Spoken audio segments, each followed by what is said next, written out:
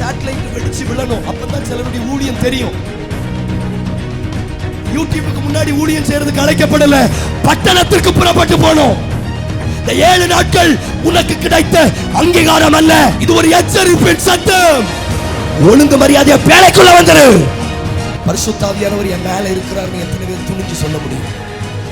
அத்தனை பேருக்கும் பின்னிலைமை இருக்கிறது. கைத்தட்டி ஆண்டவருக்கு ஸ்தோத்திரம் பண்ணுங்க. ஆவிக்குரிய வாழ்க்கையில செத்து போயிட்டேன், பிசினஸ்ல செத்து போயிட்டேன், ஊழியத்துல செத்து போய் கிடக்கிறேன்னு சொல்லுகிறவர்களுக்கு இப்ப ஒரு தண்ணீரின் வாசனை புறப்பட்டு வருகிறது, புறப்பட்டு வருகிறது. மரத்தை குறித்து இப்படி ஒரு நம்பிக்கை சொல்ல முடியுமானால், யோபு திடமனதாகிவிட்டார், அவர் எனக்கு குறித்திருக்கிறதை நிறைவேற்றுவார். 2 பேர் சண்டை போடும்போது அந்த சூட்டுல குளிர் காய கூடாது. அப்போஸ்தல அக்கினி வாய்ப்பை பயன்படுத்தி கொள்ளணும். கை தட்டணும். ஐக்கியம்னு சொன்னீங்களே, அப்போஸ்தல அக்கினி ஐக்கியம்னு சொன்னீங்களே அப்படின்னு கேள்வி கேட்கிறாங்களா? பதில் வர போகிறது. கை தட்டி ஸ்தோத்திரம் பண்ணணும். உங்களுக்கு உண்டான எல்லாவற்றையும் நீங்கள் இழந்தாலும் அவர் இருக்கிற வரையிலும் அது உங்களுக்கு திரும்ப கிடைக்கும். யாருடைய பின்னலமை ஆசீர்வதிக்கப்படும்? நான் இருக்கிற வரைக்கும் என் பின்னலம் ஆசீர்வதிக்கப்படும்.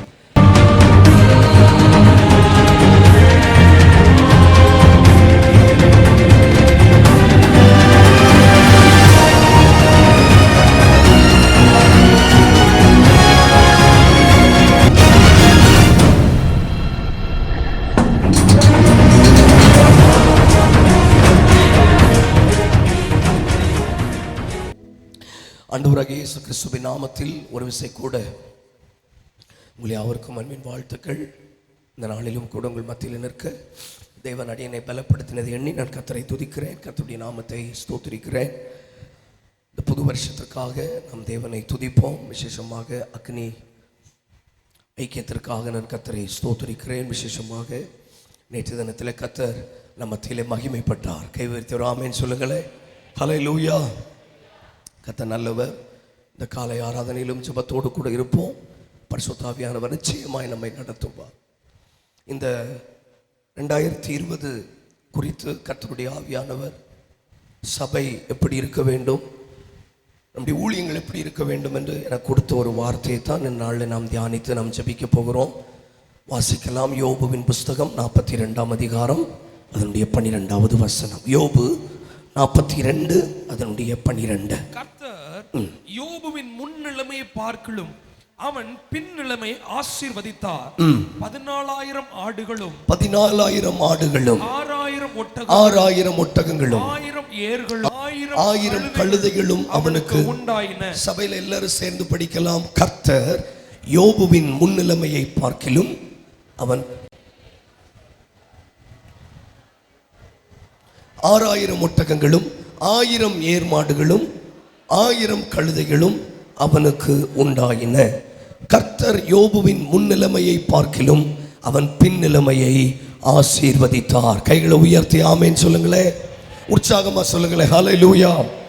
கர்த்தர் நம்முடைய முன்னிலைமையை பார்க்கிலும் நம்முடைய பின்னிலைமையை ஆசீர்வதிக்க போகிறார். கை தட்டி நல்ல ஆண்டவருக்கு ஸ்தோத்திரம் பண்ணுங்களேன். டூப்ளிகேட்டா தட்டக்கூடாது, தட்டினா நல்ல தட்டுங்க. கர்த்தர் என் குடும்பத்தின் பின்னிலைமையை ஆசீர்வதிக்க போகிறார். நம்முடைய ஊழியத்தின் பின்னிலைமையை ஆசீர்வதிக்க போகிறார். நம் கையிட்டு செய்கிற ஒவ்வொரு பின்னிலைமையையும் கர்த்தர் ஆசீர்வதிக்கிறார். வேதம் சொல்லுகிறது, யோபுவினுடைய பின் நாட்கள் மிகுந்த ஆசீர்வாதமாயிருந்தது. ஹல்லேலூயா. யோபு என்றால் what is the meaning of Job? யோபு என்றால் பெர்சிக்யூஷன் என்று அர்த்தம். யோபுவினுடைய பெயருக்கு அர்த்தம் உபத்திரவம், பிரச்சனை, ட்ரையல்ஸ், டெஸ்டட் பை காட், தேவனால் சோதிக்கப்பட்டவன், டெஸ்டட் பை சேட்டன், பிசாசினால் சோதிக்கப்பட்டவன், பல பாடுகளுடைய நடந்தவன்.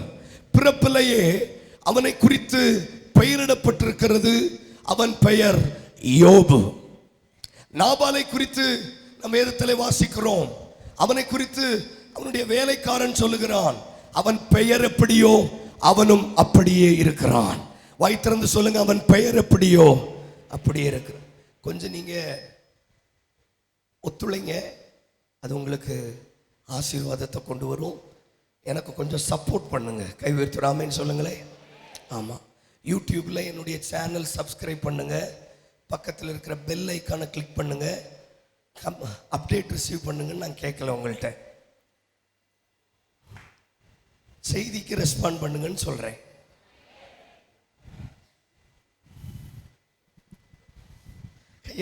ஆமென் சொல்லுங்களேன்.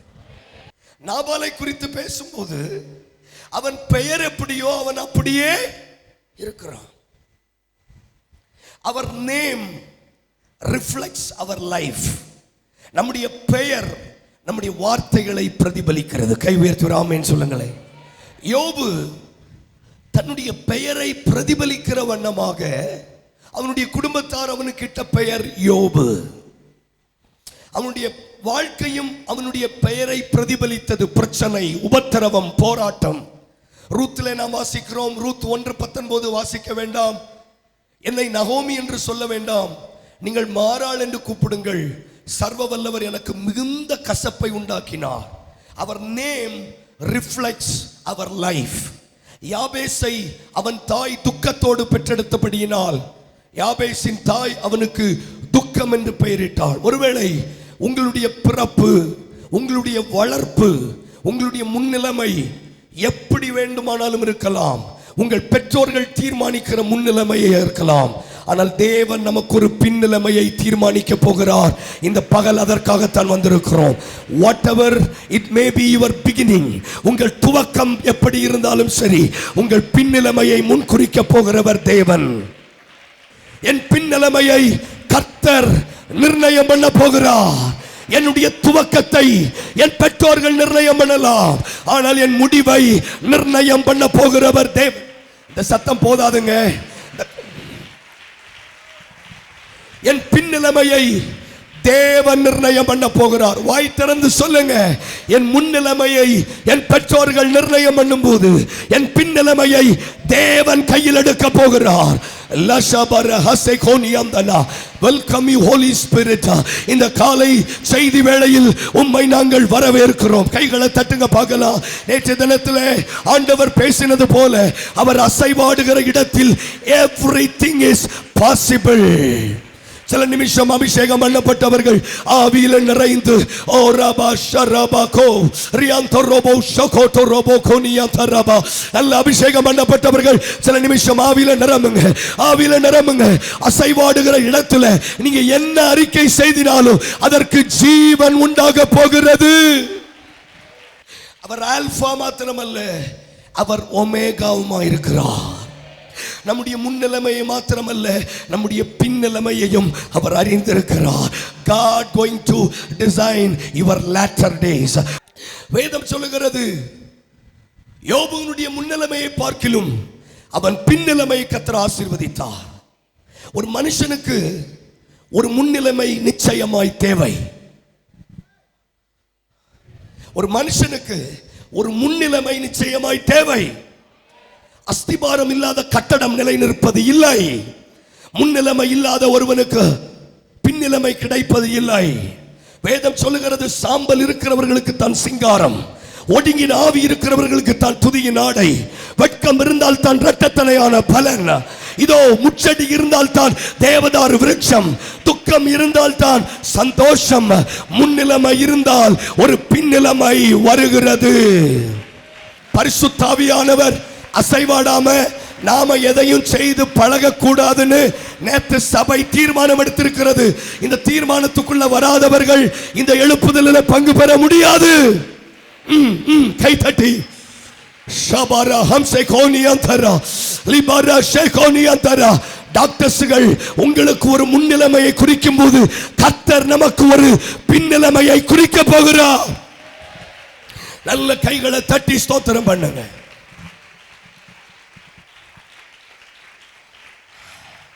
நமக்கு ஒரு முன்னிலைமை அவசியம். முன்னிலைமை இல்லாதவர்களுடைய வாழ்க்கையில பின்னிலைமை கிடையாது. யோபு புஸ்தகத்திலே மொத்தம் 42 அதிகாரங்கள் உண்டு.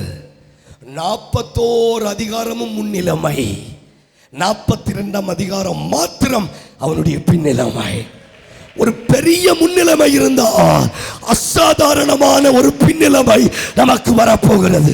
அப்போஸ்தல அக்கினி ஐக்கியமே, உங்கள் முன்னிலைமையை பார்த்து உங்கள் பின்னிலைமையை ஷபர ஹசகந்தர பிரௌடியாதனா சுடபலதரகடக சதராதி ரத்தம் ஜெயம் சாந்தரா ரபல் மனா சுடபலதரகடக சதுரபலதரகடகசி.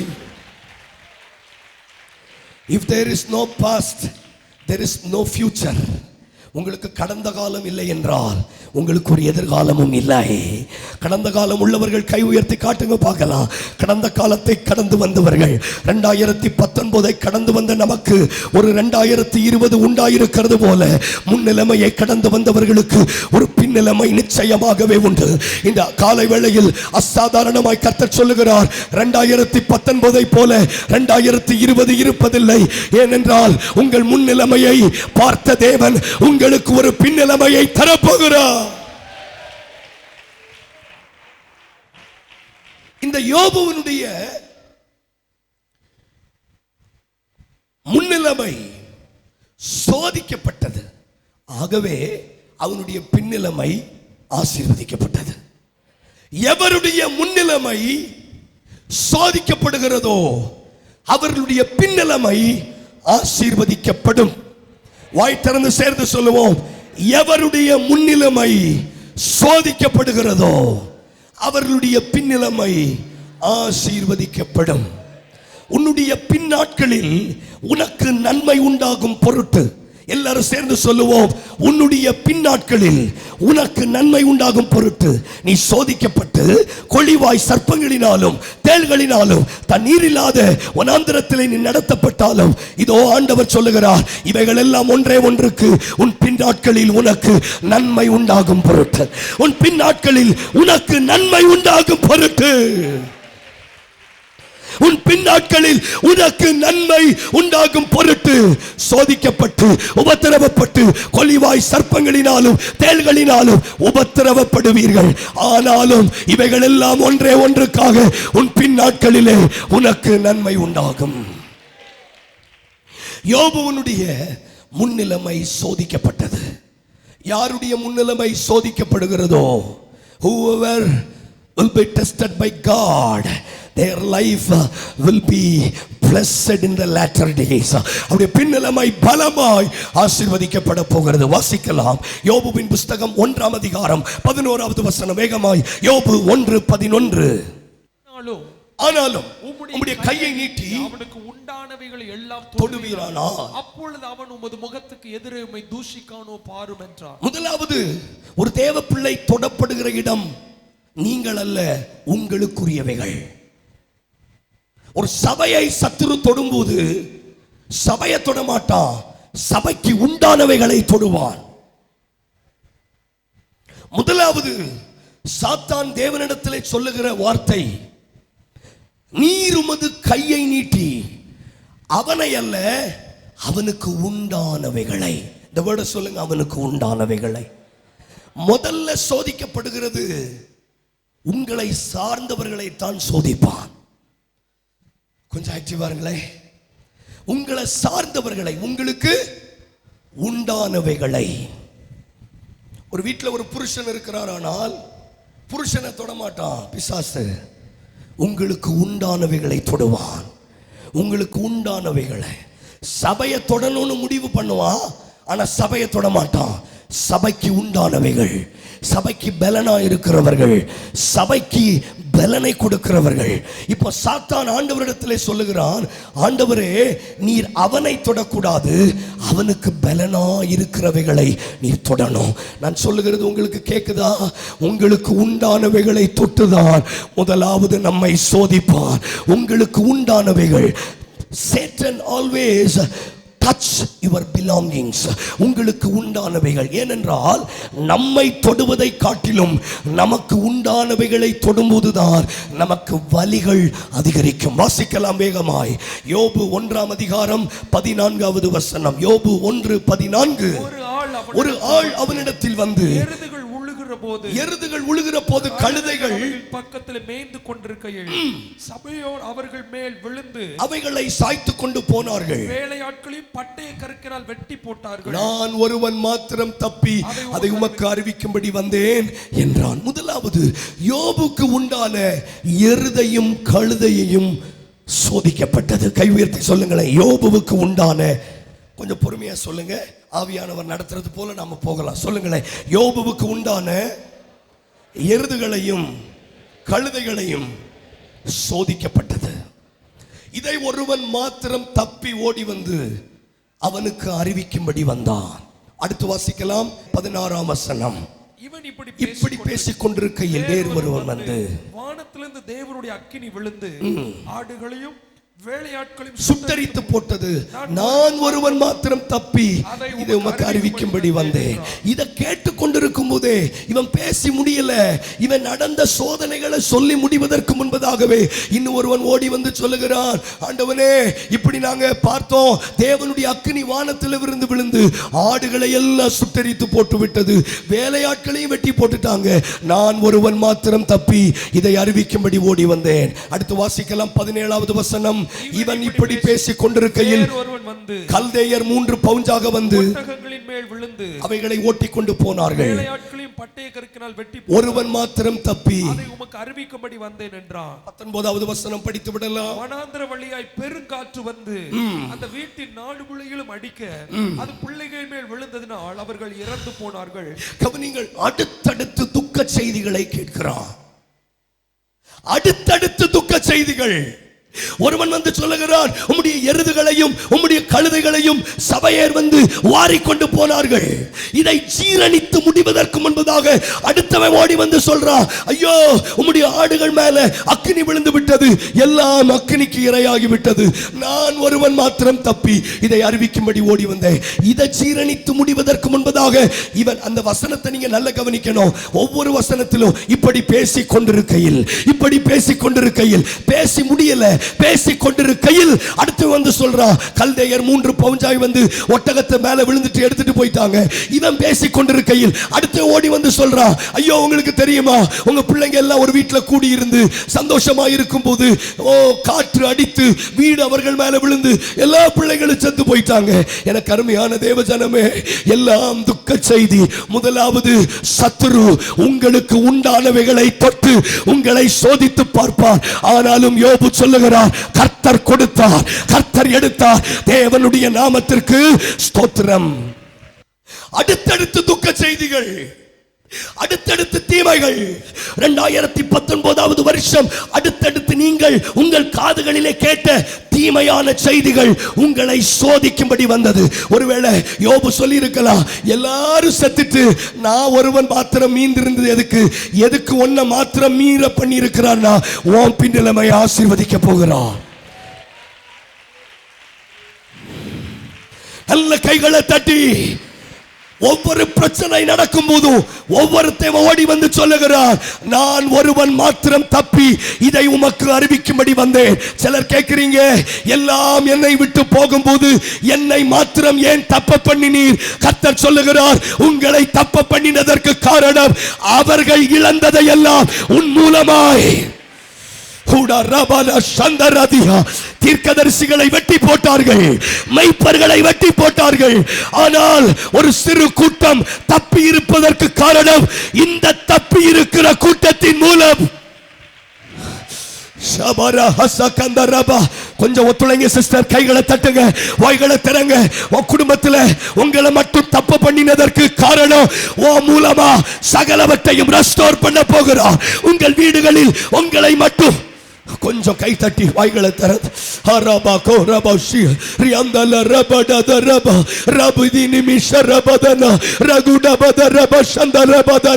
எல்லாத்தையும் இழந்த பிறகு நான் மட்டும் உயிரோடு இருந்து எதுக்கு?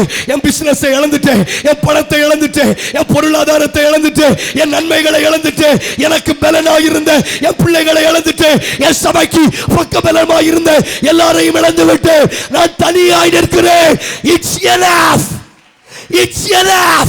நீ ஒருவன் உன்னுடையவைகள் எல்லாம் இழந்து போனாலும் நீ இருக்கிற வரையிலும் வாக்குத்தத்தங்கள் மறைப்பதில்லை. கைகளை தட்டணும். ஏய் ஓ ரபா ஷரபதானா, உனக்கு உண்டான யாவையும் சத்துரு எடுத்துக்கொண்டு போனாலும் போகட்டும். யோசேப்பே, உன் பலவர்ண அங்கியை எடுத்துக்கொண்டு போகட்டும். உன் தாய் மரித்து போகட்டும். உன் உடன்பிறப்புகளை விட்டு நீ பிரிக்கப்படட்டும். ஆனால் நீ உயிரோடு இருக்கிற வரையிலும் வாக்குத்தத்தங்கள் மறிப்பது இல்லை. ஷபரா சந்தரதியா, உனக்கு உன் பிள்ளைகள் போயிட்டாங்க, உன் ஆடு மாடுகள் போயிட்டு, உன் எருதுகள் போயிட்டு, ஒட்டகம் போயிட்டு. ஆனா நீ இருக்கிற வரையிலும் உன் பின்னலமையை ஆசீர்வதிக்க என்னால் கூடும். ரிசீவ். இதை பெற்றுக் கொள்ளுகிறவர்கள் மாத்திரம் கைகளை தட்டி சொல்லுங்க.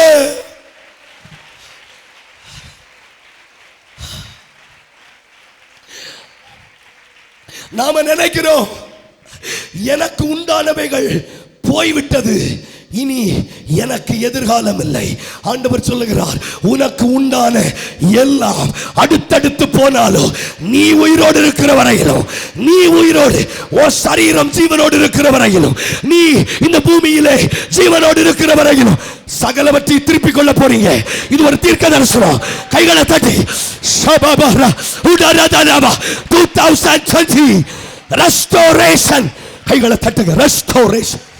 ரபாலா ஷரபா சியதனா. Restoration, restoration. எலியா சொல்லுகிறார், நான் ஒருவன் மாத்திரம் மீந்திருக்கிறேன். எல்லாரும் போயிட்டாங்க, எல்லாரும் உடன்படிக்கையை முறித்து போட்டுட்டாங்க, நான் ஒருவன் மாத்திரம் மீந்திருக்கிறேன். ஆண்டவர் சொல்றாரு, you alone enough.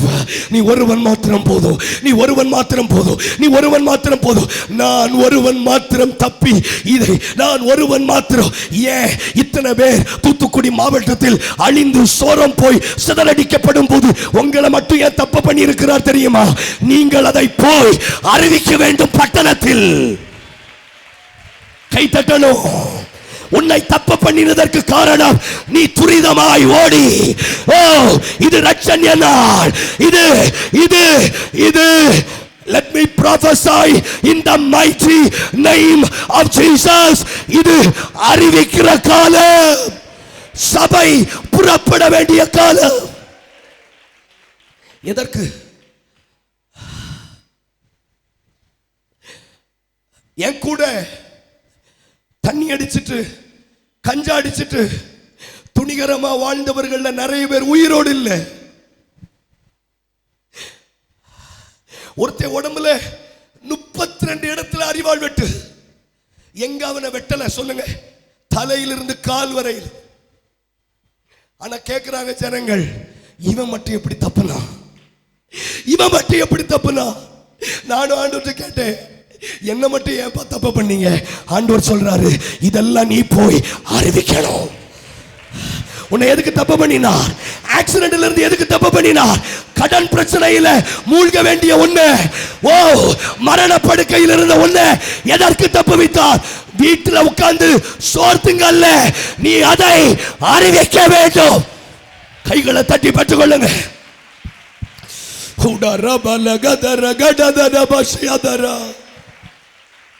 கவனிங்க, பெரிய பெரிய ஸ்தாபனங்கள் தூத்துக்குடியில மாத்திரமல்ல, ஹோல் தமிழ்நாடுகளில் பெரிய பெரிய ஊழியங்கள் ஒன்றுமில்லாமல் சிதறி போகும்போது இத்தனை பிரச்சனைகள் காற்றுகள் வீசியும் நம்ம ஊழியத்தை தப்பு பண்ணி இருக்கிறார்னா எதுக்கு தெரியுமா?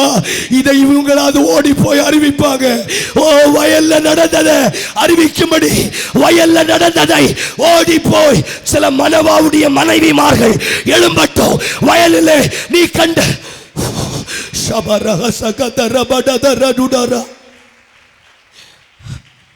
ஒரு நிமிஷம் கை உயர்த்துங்களே, கண்ணை மூடுங்களே, கண்ணை மூடி சொல்லுங்க, என்ன ஏன்பா தப்பு பண்ணீங்க? என்னைக்கோ நான் செத்து போன நிலத்துல புல்லு முளைச்சிருக்கணுமே, என்னை ஏன் பிள்ளைகளை ஏன் தப்பு பண்ணினீங்க? 2019 வருஷத்துல இது அழியும் போது நீயும் சேர்ந்து அழிய வேண்டியதா இருந்தது. ஆனா உன்னை தப்பு பண்ணினார். எதுக்கு தெரியுமா தம்பி?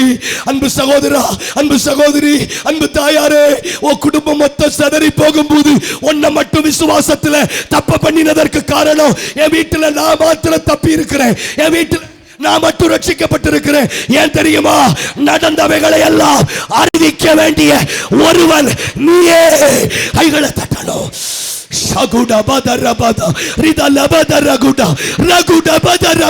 சிலரை அறிவிக்கும்படி புறப்பட பண்ண போகிறார். பெற்றுக்கொள்ளுங்க, பெற்றுக்கொள்ளுங்க. அந்த அபிஷேகம் சிலர் மேல விழுகிறது, அந்த அக்கினி சிலர் மேல விழுகிறது. உன் குடும்பத்தில் ஒன்ன தப்பு பண்ணினதற்கு இவன் அக்கினியில் இருந்து தப்புவிக்கப்பட்ட கொள்ளே.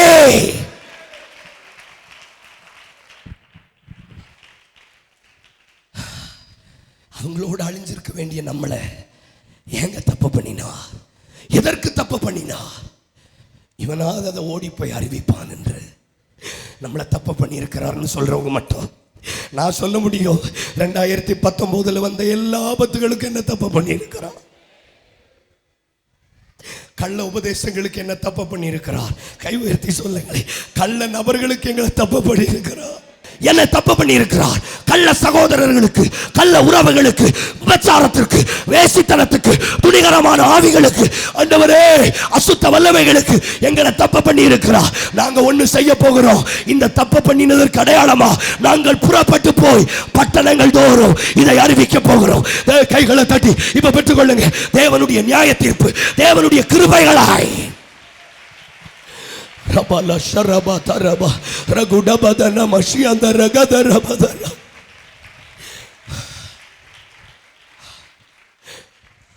ஆண்டவர் தப்பு பண்ணி இருக்கிறார்.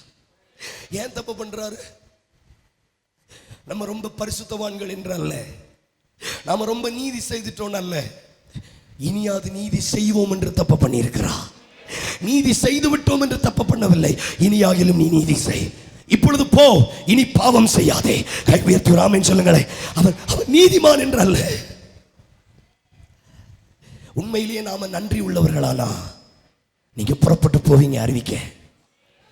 ஒரு ஆளு கட்டாயப்படுத்தி எத்தனை பேர் அறிவிக்க போறீங்கன்னு கேட்டு நீங்க போக வேண்டாம். என் காலேஜில் நான் படிக்கும்போது என் கண்ணுக்கு எதிர்க்க எத்தனையோ பேர் செத்து போயிருக்கிறாங்க. இதெல்லாம் பார்த்துட்டு நான் சொல்றேன், நான் போறேன் ஆண்டவரை அறிவிக்க. உங்களால சொல்ல முடியுமா? தலைவலின்னு ஆஸ்பத்திரிக்கு போட்டு திரும்ப போன் வருது செத்து போயிட்டாங்கன்னு. ஆனா மரணப்படுக்கையில் போயிட்டு நம்மளை வீட்டுக்கு திரும்பி வர பண்ணி இருக்கிறாரு. ஒரு நிமிஷம் கை உயர்த்துங்களே. ஆவியானவர் உங்கள்கிட்ட எதிர்பார்க்கிறார். நீங்களா சொல்லணுங்க, என்ன மட்டும் தப்பு பண்ணினீங்களே, எங்களை மட்டும் தப்பு பண்ணினீங்களே, எங்க சபையை தப்பு பண்ணி இருக்கிறீங்க. நாம நினைத்து கொண்டிருக்கிறோம் கண்ணி தெரித்தது, நாம் தப்பினோம். கை தட்டி வாய்களை திறந்து ஆண்டவருக்கு ஸ்தோத்திரம் பண்ணுங்க.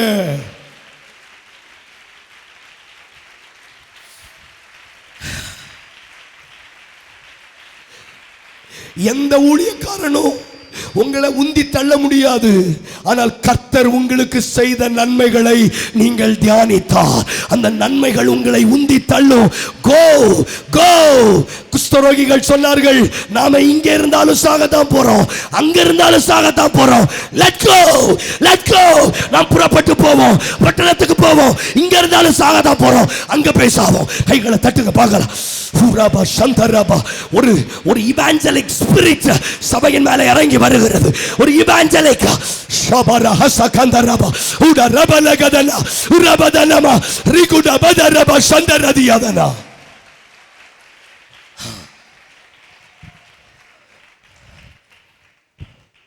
சோதிக்கப்படுகிறவனுடைய பின்னிலைமை ஆசீர்வதிக்கப்படும். கை உயர்த்தி சொல்லுங்க, எனக்கு உண்டானவைகள் எல்லாம் போனாலும் நான் இருக்கிற வரையிலும். சொல்லுங்க, நான் இருக்கிற வரையிலும். வேகமா சொல்லுங்க, நான் இருக்கிற வரையிலும் இதெல்லாம் திரும்ப வரும், இதெல்லாம் திரும்ப வரும். எனக்கு உண்டானவைகளை நீ தொடலாம், ஆனா என்ன தொடுவதற்கு உனக்கு ஆண்டவர் அனுமதி கொடுக்கல. ஏன்னா நான் இருக்கிற வரைக்கும் எல்லாம் திரும்பி வரும். கை தட்டணும், கை தட்டணும். பிசினஸ் தானே போட்டும், நீங்க இருக்கீங்கல்ல திரும்ப வரும். நீங்க இருக்கீங்கல்ல திரும்ப வரும். பணம் தானே போட்டும், நீ இருக்கல்ல திரும்ப வரும். யோசேப்பே அங்கிதானே போட்டும், யோசேப்பே அம்மா தானே, யோசேப்பே சகோ, நீ இருக்கிற வரையிலும் சகலத்தையும் நீ திருப்பிக் கொள்ள போகிறீர்கள். எல்லாம் போயிடுச்சு. யோபுக்கு உண்டான எல்லாம் போயிடுச்சு. வாசிக்கலாம். யோபுவின் புஸ்தகம் 14ஆம் அதிகாரம். யோபுவின் புஸ்தகம் 14ஆம் அதிகாரம் அதனுடைய 7வது வசனத்திலிருந்து. யோபு 14ஆம் அதிகாரம் 7லிருந்து. ஒரு மரத்தை குறித்தாவது, ஒரு மரத்தை குறித்தாவது நம்பிக்கை உண்டு, நம்பிக்கை உண்டு. அது வெட்டி போடப்பட்டாலும் திரும்ப தலைக்கும். கை உயர்த்தி சொல்லுங்க, அதன் இளங்களைகள் துளிர்க்கும். எங்க கவனிங்க, இப்போ யோபுவுக்கு ஆண்டவர் சொல்றாரு, கவனிங்க, ஒரு மரத்தை குறித்து ஒரு நம்பிக்கை உண்டு. பக்கத்துல பார்த்து சொல்லுங்க, நம்ம வீட்டுல கண்டும் காணாமல் விடப்பட்டிருக்கிற ஒரு வேப்ப மரத்தை குறித்து ஒரு நம்பிக்கை உண்டு, ஒரு கொய்யா மரத்தை குறித்து ஒரு நம்பிக்கை உண்டானால் தம்முடைய சாயலிலே சிருஷ்டித்து நமக்காக ரத்தம் சிந்தின நம்முடைய வாழ்க்கை குறித்து எத்தனை நம்பிக்கை உண்டு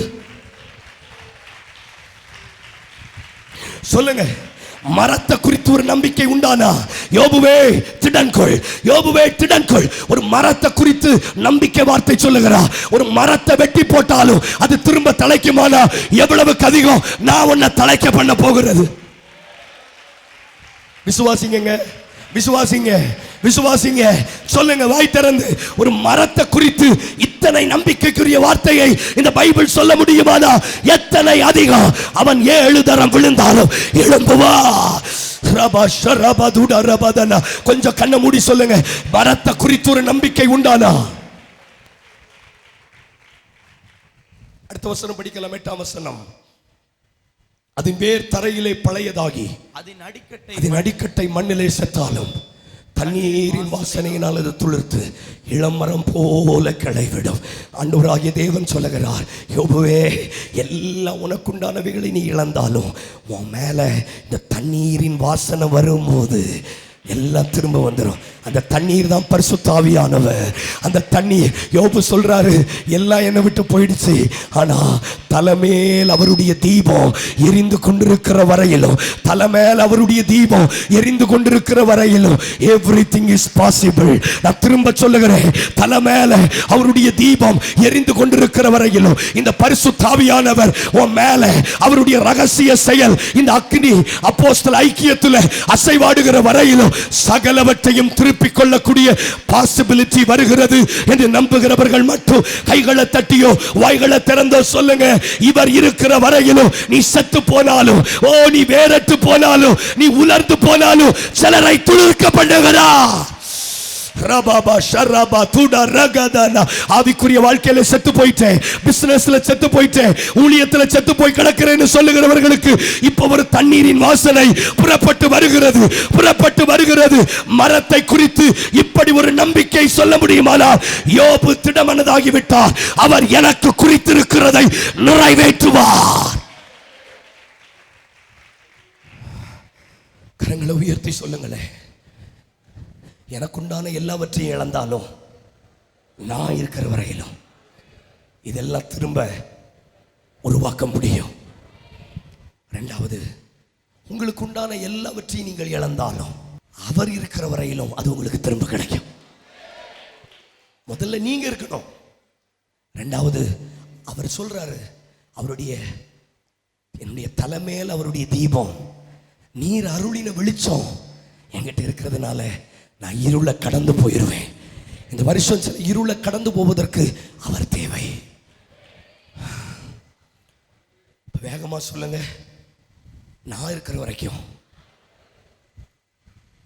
என் பின்னலம் ஆசீர்வதிக்கப்படும். அடுத்து சொல்லுங்க, அவர் என் தலைமையில இருக்கிற வரைக்கும் என் பின்னலம் ஆசீர்வதிக்கப்பட்டுரும். வேற ஆப்பர்ச்சுனிட்டி இல்லை. கையசைச்சு ஆமேன்னு சொல்லுங்களேன். யாருடைய பின்னலமை ஆசீர்வதிக்கப்பட வேண்டுமோ அவர்களுடைய வாழ்க்கையிலே அதிகமான சோதனைகள் வரும், அதிகமான புடமிடுதல் வரும். கை உயர்த்தி ஆமென் சொல்லுங்களேன். அவருடைய வாழ்க்கையில அதிகமான புடமிடுதல்கள் வரும். வேதவசனம் சொல்லுகிறது, யோபுவை சுற்றிலும் புடமிடுதல், யோபுவை சுற்றிலும் புடமிடுதல் ஆரம்பித்தது. யோபு 2ஆம் அதிகாரம் 11வது வசனம் வாசிக்க வேண்டாம். யோபுவனுடைய நிலைமையை கேள்விப்பட்ட போது அவனுடைய 3 சிநேகிதர்கள் அவர்களுக்குள்ள தீர்மானம் பண்ணி கொண்டு அவனுக்கு ஆறுதல் சொல்லும்படி புறப்பட்டு வருகிறார்கள். எத்தனை பேர் உங்களுக்கு ஆறுதல் சொல்ல புறப்பட்டு வந்தாலும், எத்தனை அதிகமானவர் உங்களோடு கூட இருந்தாலும், உங்களை ஆறுதல் படுத்துகிறவர் இயேசு மாத்திரம்தான். கைகளை உயர்த்தி ஒரு ஆமென் சொல்லுங்க பார்க்கலாம். நல்ல கைகளை உயர்த்தி ஆண்டவருக்கு ஸ்தோத்திரம் பண்ணுங்களே. ஹல்லேலூயா. கவனித்து கேளுங்க. நிதானமா பேசுறதுக்கு காரணம், இது ஃபார்முலா. சொல்லுங்க, ஃபார்முலா, சூத்திரம்னு சொல்றோம்ல, இதை மட்டும் ஃபாலோ பண்ணுங்க. நான் கர்த்தருடைய சமூகத்தில் அஷூரன்ஸ் கொடுக்கிறேன், நம்ம பின்னலமை ஆசீர்வதிக்கப்பட போகிறது. நான் இருக்கணும், நானும் அசுத்தமான உலகத்தோடு சோரம் போயிடாதபடிக்கு, பரிசுத்தமில்லாத ஜனங்களோடு நானும் சோரம் போய்விடாதபடி என்னை காத்துக்கொண்டு என்னை தப்புவித்துக் கொண்டால் என் மூலமா நிறைவேற வேண்டியது நிறைவேறும். ரெண்டாவது, எனக்குண்டான எல்லாம் போனாலும் அவருடைய தீபம் என் மேல இருக்கிற வரையிலும், ஆவியானவருடைய அபிஷேகம் இருக்கிற வரையிலும் எனக்கு இன்னொரு எதிர்காலம் இருக்கிறது. கைகளை, பரிசுத்த ஆவியானவர் என் மேல இருக்கிறார்னு எத்தனை பேர் துணிஞ்சு சொல்ல முடியும்? அத்தனை பேருக்கும் பின்னிலைமை இருக்கிறது. கைத்தட்டி ஆண்டவருக்கு ஸ்தோத்திரம் பண்ணுங்க. நல்ல கைத்தட்டி. surely ஹalleluya, கண்டிப்பாக இருக்கிறது. வாசிக்கலாம். சங்கீதம் 105 அதிகாரம் அதனுடைய 18-19 வசனம். சங்கீதம் 105 18-19 வசனம். வேகமாய். அவன் கால்களை விலங்கு போட்டு ஒடுக்கினார்கள். அவன் பிராணன் இரும்பில் அடைப்பட்டிருந்தது. கர்த்தர் சொன்ன வார்த்தை நிறைவேறும் அளவும் அவருடைய வசனம் அவனை புடமிட்டது. உங்க பின்னலமை ஆசீர்வதிக்கப்படுகிற வரையிலும் இந்த புடமிடுதல் தொடர்ந்து கொண்டே இருக்கும். கை உயர்த்துறோம் சொல்லுங்களேன். இந்த வேர்டை எல்லாரும் சொல்லுங்க. நம்முடைய பின்னலமை ஆசீர்வதிக்கப்படுகிற வரையிலும். that means நீ எகிப்திலே அதிபதியாக மாற வேண்டும் என்பதுதான் உன்னுடைய பின்னலமை. உன் பின்னலமை ஆசீர்வதிக்கப்படுகிற வரையிலும் இந்த புடமிடுதல், இந்த நொறுக்கப்படுதல், இந்த அவமானம், இந்த சோதனை உன் வாழ்க்கையில தொடர்ந்து கொண்டே தான் இருக்கும். ஆனால் இது முடியும் போது உன் பின்னலமை ஆசீர்வதிக்கப்பட்டு விடும். கைகளை அசைத்து ஆண்டவருக்கு ஸ்தோத்திரம் பண்ணுங்க. கைகளை அசைத்து ஆண்டவருக்கு ஸ்தோத்திரம் பண்ணுங்க. ஹல்லேலூயா. யோசேப்பு சோதிக்கப்பட்டதனுடைய 3 முக்கியமான காரணம். நாம் சோதிக்கப்படுவதற்கு 3 பிரதானமான காரணங்கள் இருக்கிறது. முதலாவது வாசிக்கலாம். அது ஆதியாகமம் 37 அதிகாரம் 4வது வசனம். நாம் சோதிக்கப்படுவதற்கு முதல் காரணம் என்ன? வாசிக்கலாம். நாம் சோதிக்கப்படுவதற்கு முதல் காரணம் என்ன? அவனுடைய சகோதரர் எல்லாரிலும் அவனை தங்கள் தகப்பன் அதிகமாய் நேசிக்கிறதை அவன் சகோதரர் கண்டபோது அவனோட பட்சமாய் பேசாமல் அவனை பகைத்தார்கள். ஒரு மனுஷன் சோதிக்கப்படுவதற்கு பிரதானமான காரணம், கர்த்தர் அவனை அதிகமாய் நேசிக்கிறார். சொல்லுங்க, தகப்பன் யாரை அதிகமாய் நேசிக்கிறாரோ அவர்கள் அதிகமாய் சோதிக்கப்படுவார்கள். ஆனா நாம என்ன நினைச்சுக்கிட்டு இருக்கிறோம்? ஆண்டவர் என்ன வெறுத்துட்டாரு, அதனால மற்றவங்க என்ன பகைக்கிறாங்க. ஆண்டவர் என்ன கைவிட்டுட்டாரு, அதனால மற்றவங்க என்ன வெறுக்கிறாங்க. ஆண்டவர் சொல்றாரு, ஆண்டவர் அதிகமா நேசிக்கிறதுனாலதான் நீங்கள் மற்றவர்களால் பகைக்கப்படுகிறீர்கள். நான் உலகத்தார் அல்லாதது போல நீங்களும் உலகத்தார் அல்ல, ஆகையால் இந்த உலகம் உங்களை பகைக்கும். என் அன்பு சகோதரி, மற்றவர்களால் நீ பகைக்கப்படுவதற்கு காரணம் கர்த்தரால் நாம் அதிகம் நேசிக்கப்படுகிறோம். என் அன்பு சகோதரா, கர்த்தர் யாரை அதிகமாய் நேசிக்கிறாரோ அவர்கள் அதிகமாய் பகைக்கப்படுவார்கள். யாக்கோபு 4:4 இப்படி சொல்லுகிறது. யாக்கோபு 4 அதிகாரம் 4 வசனம் சொல்லுகிறது, விபச்சாரரே, விபச்சாரிகளே, உலக சிநேகிதம் கர்த்தருக்கு விரோதமான பகை என்று அறியீர்களா? இது அப்படி மாத்தி சொல்லி பாருங்க. உலகத்திற்கு சிநேகிதனா இருக்கிறவன் எனக்கு பகைஞனா இருக்கிறான். அப்போ தேவனுக்கு சிநேகிதனா இருக்கிறவன் உலகத்திற்கு பகைஞனே. யோசேப்பே, உன் சகோதரர்கள் உன்னை பகைப்பதற்கு காரணம் கர்த்தர் உன்னை அதிகமாய் நேசிக்கிறார்.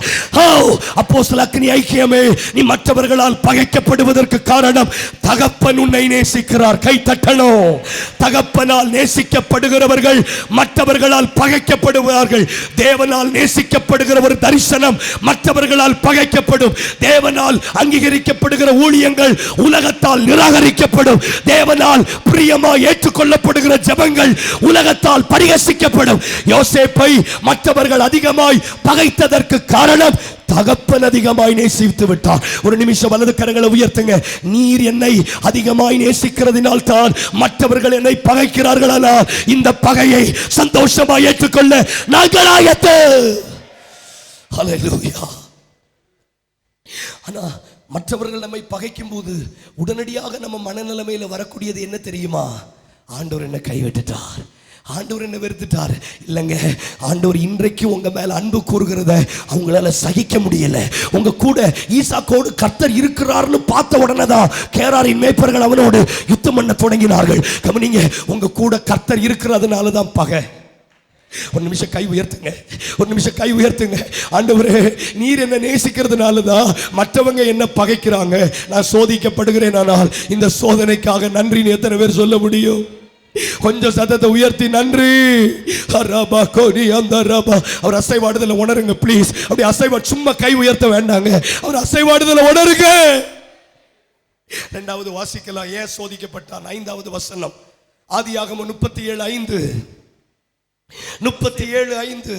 யோசேப்பு ஒரு சொப்பனம் கண்டு, யோசேப்பு ஒரு சொப்பனம் கண்டு அதை தன் சகோதரருக்கு அறிவித்தான். அது நிமித்தம் அவனை இன்னும் அதிகமாய் பகைத்தார்கள். ஆமா, இவனால இவன் சோதிக்கப்பட்டான். பக்கத்துல பா சொல்லுங்க, உங்களால நீங்க சோதிக்கப்படுவீங்க. ஆமா, மெதுவா சொல்லுங்க, கேட்ட போகுது. பக்கத்துல பா சொல்லுங்க, உங்களால நீங்க சோதிக்கப்படுவீங்க. அடக்கவே முடியாத நமக்கு சொல்லிடணும் பே பே பே பே பே பே பேன்னு. ஒரு சொப்பனம் கிடைச்சாச்சுன்னா யாருக்கு போன் பண்ணி சொல்லணும்னு தான் துடிக்கிறோம். நான் சொல்றது கண்டிப்பா உங்களுக்கு புரியும். அவனே கிறிஸ்துமஸுக்கு துணி எடுக்க முடியாம கஷ்டப்பட்டுக்கிட்டு கிடப்பான்.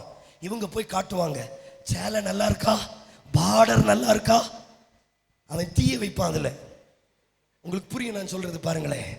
அவனே துணி எடுக்க முடியாம, ஐயோ ஃபங்க்ஷன் கொண்டாட முடியலையேன்னு பணம் இல்லாம கஷ்டப்பட்டுக்கிட்டு இருப்பான். இவங்க போய் சட்டை நல்லா இருக்கா, பேண்ட் நல்லா இருக்கா, துணி நல்லா இருக்கா. நல்ல கவனிங்க, உங்களுக்கு கர்த்தர் தந்தார்னா அதை வச்சுட்டு பீரோல வச்சு பூட்டிட்டு வச்சிருக்கணும். எல்லாத்தையும் எல்லாருக்கிட்டையும் சொல்லக்கூடாது. இவன் தன்னுடைய சொப்பனத்தை சொன்னது நிமித்தமும் பகைக்கப்பட்டான்.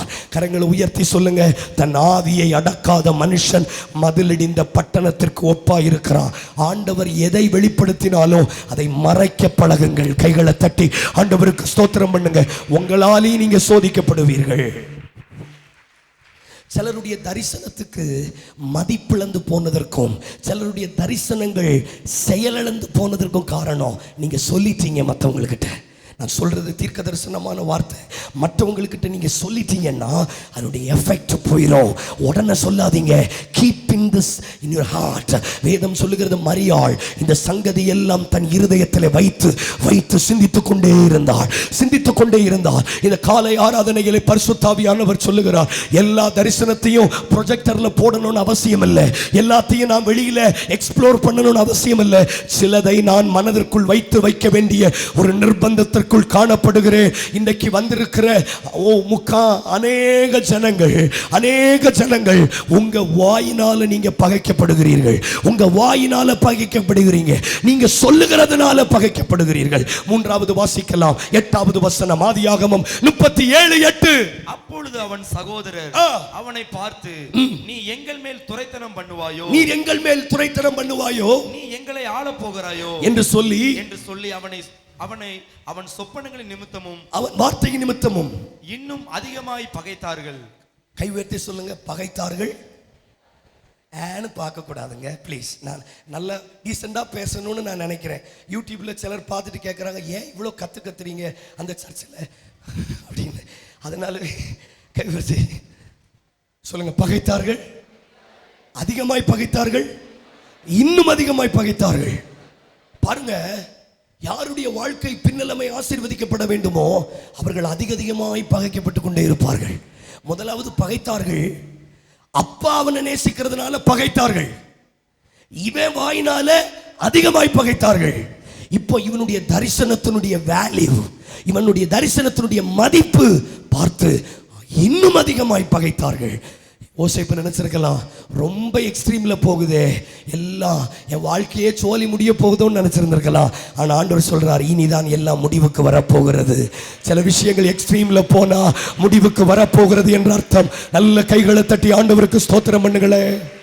சரி, பிரச்சனைகள் இன்னும் அதிகமாய் போய் கொண்டிருக்கிற யாராகிலும் இங்கே வந்திருப்பீர்களானால் பரிசுத்த ஆவியானவர் தீர்க்க தரிசனமாய் சொல்லுகிறார், சிலதற்கு முடிவு சமீபமாகி விட்டது. கைகளை தட்டி ஸ்தோத்திரம் பண்ணுங்க. பிரச்சனைகள் அதிகரித்துக் கொண்டே இருக்கிறதானால் பிரச்சனை முடிவுக்கு வர போகிறது.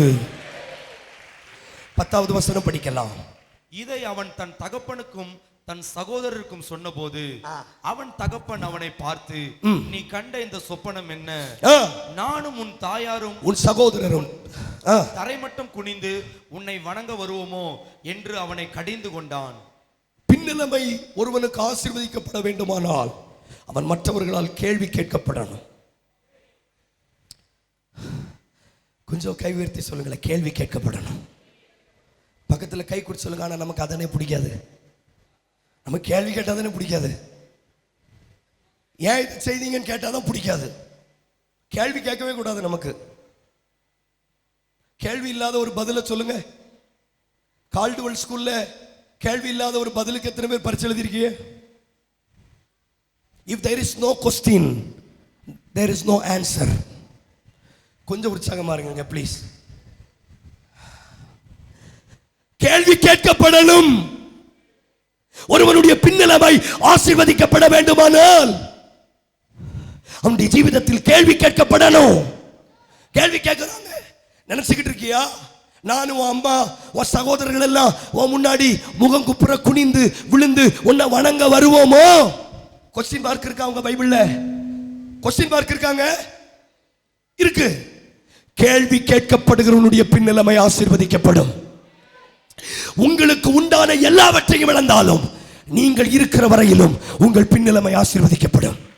இரண்டாவது, உங்களுக்கு உண்டான எல்லாவற்றையும் இழந்தாலும் அவர் உங்க மேல இருக்கிற வரைக்கும் உங்க பின்னலமை ஆசீர்வதிக்கப்படும்.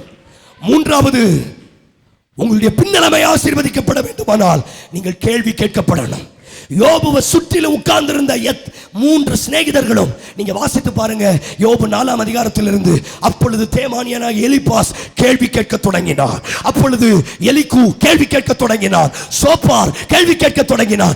கேள்வி கேட்கப்படுகிறவன் பாக்கியவான். கை உயர்த்து ஆமென் சொல்லுங்களே. கொஞ்சம் ஜெபத்தோட சொல்லுங்க. கேள்வி கேட்கப்படுகிறவர்கள் பாக்கியவான்கள். கரங்களை உயர்த்தி சொல்லுங்க. கேள்வி கேட்கப்படுகிற சபை பாக்கியம் பெற்றது. கேள்வி கேட்கப்படுகிற நம்முடைய ஜீவிதம் பாக்கியம் பெற்றது. வாசிக்கலாம் வாசிக்கலாம். கவனிங்க. இல்ல ஆதியாகமம் 42ஆம் அதிகாரம் 6ஆம் வசனம். வேகமாய் சில விஷயங்கள். ஆதியாகமம் 42:6. யோசேப்பு அத்தேசத்துக்கு அதிபதியா இருந்து, நல்ல கவனிச்சு வாசிங்க. யோசேப்பு அந்த தேசத்திற்கு அதிபதியா இருந்து தேசத்தின் ஜனங்கள் யாவருக்கும் விற்றான். யோசேப்பின் சகோதரர் வந்து முகங்குப்புற தலையிலே விழுந்து அவனை வணங்கினார்கள். கேள்வி கேட்டா பதிலை தருகிற ஒரு தேவன் நமக்கு இருக்கிறார். கை தட்டணும் பாருங்க. கேள்வி ஒன்று இருந்தால் பதிலை தரக்கூடிய ஒரு தேவன் 2020 2020 உங்களுக்காக எழுந்தருளி. I feel the anointing. I feel the anointing. I feel the anointing. கேள்வி கேட்கப்படுகிற சகோதரியே, பதில்கள் வருகிறது. பதில்கள் வருகிறது. கொஞ்சம் கை தட்டி ஸ்தோத்திரம் பண்ணி பெற்றுக்கொள்ளுங்க. முடியல, எல்லாரும் சேர்ந்து சொல்லுங்க. யோசேப்பின் சகோதரர் வந்து முகங்குப்புற தரையிலே விழுந்தவனை வணங்கி. அடுத்து வாசிங்க. ஆதியாகமம் 43:26. ஆதியாகமம் 43:26. 43:26. யோசேப்பு வீட்டுக்கு வந்தபோது அவர்கள் தங்கள் கையில் இருந்த காணிக்கையை வீட்டுக்குள் அவனிடத்தில் கொண்டு போய் வைத்து தரை மட்டும் குனிந்து அவனை வணங்கினார்கள். கைவெத்து ஆமென் சொல்லுங்க. இந்த வார்த்தையை சொல்லுங்க. தரை மட்டும் குனிந்து அவனை வணங்கினார்கள். 28. அதற்கு அவர்கள் எங்கள் தகப்பனாராகிய உமது அடியான் சுகமா இருக்கிறார், இன்னும் உயிரோடு இருக்கிறாரா என்று சொல்லி, இல்ல உயிரோடு இருக்கிறார் என்று சொல்லி குனிந்து வணங்கினார்கள். இப்ப இவனுக்கு தெரியாமலே குனிறான். புரியல உங்களுக்கு? சரி, இவன் ஏண்டா கேள்வி கேட்டோன்னு இப்ப தோணி இருக்கும். பக்கத்துல பார்த்து சொல்லுங்க, உங்ககிட்ட ஏண்டா கேள்வி கேட்டோன்னு கேள்வி கேட்டவர்கள் யோசிக்கக்கூடிய அளவுக்கு ஆண்டவர் பதில தர போறார். வாசிச்சிருங்க 44:14. அடுத்து வாசிச்சிருங்க 44:14. யூதாவும் அவன் சகோதரரும் யோசேப்பின் வீட்டிற்கு போனார்கள். யோசேப்பு அது வரைக்கும் அங்கே இருந்தான். அவனுக்கு முன்பாக தரையிலே விழுந்தார்கள். எங்க இதை கொஞ்சம் வெளிப்பாடோட கேளுங்களேன் ப்ளீஸ். விழுந்தார்கள். கொஞ்சம் சொல்லுங்களேன், விழுந்தார்கள்.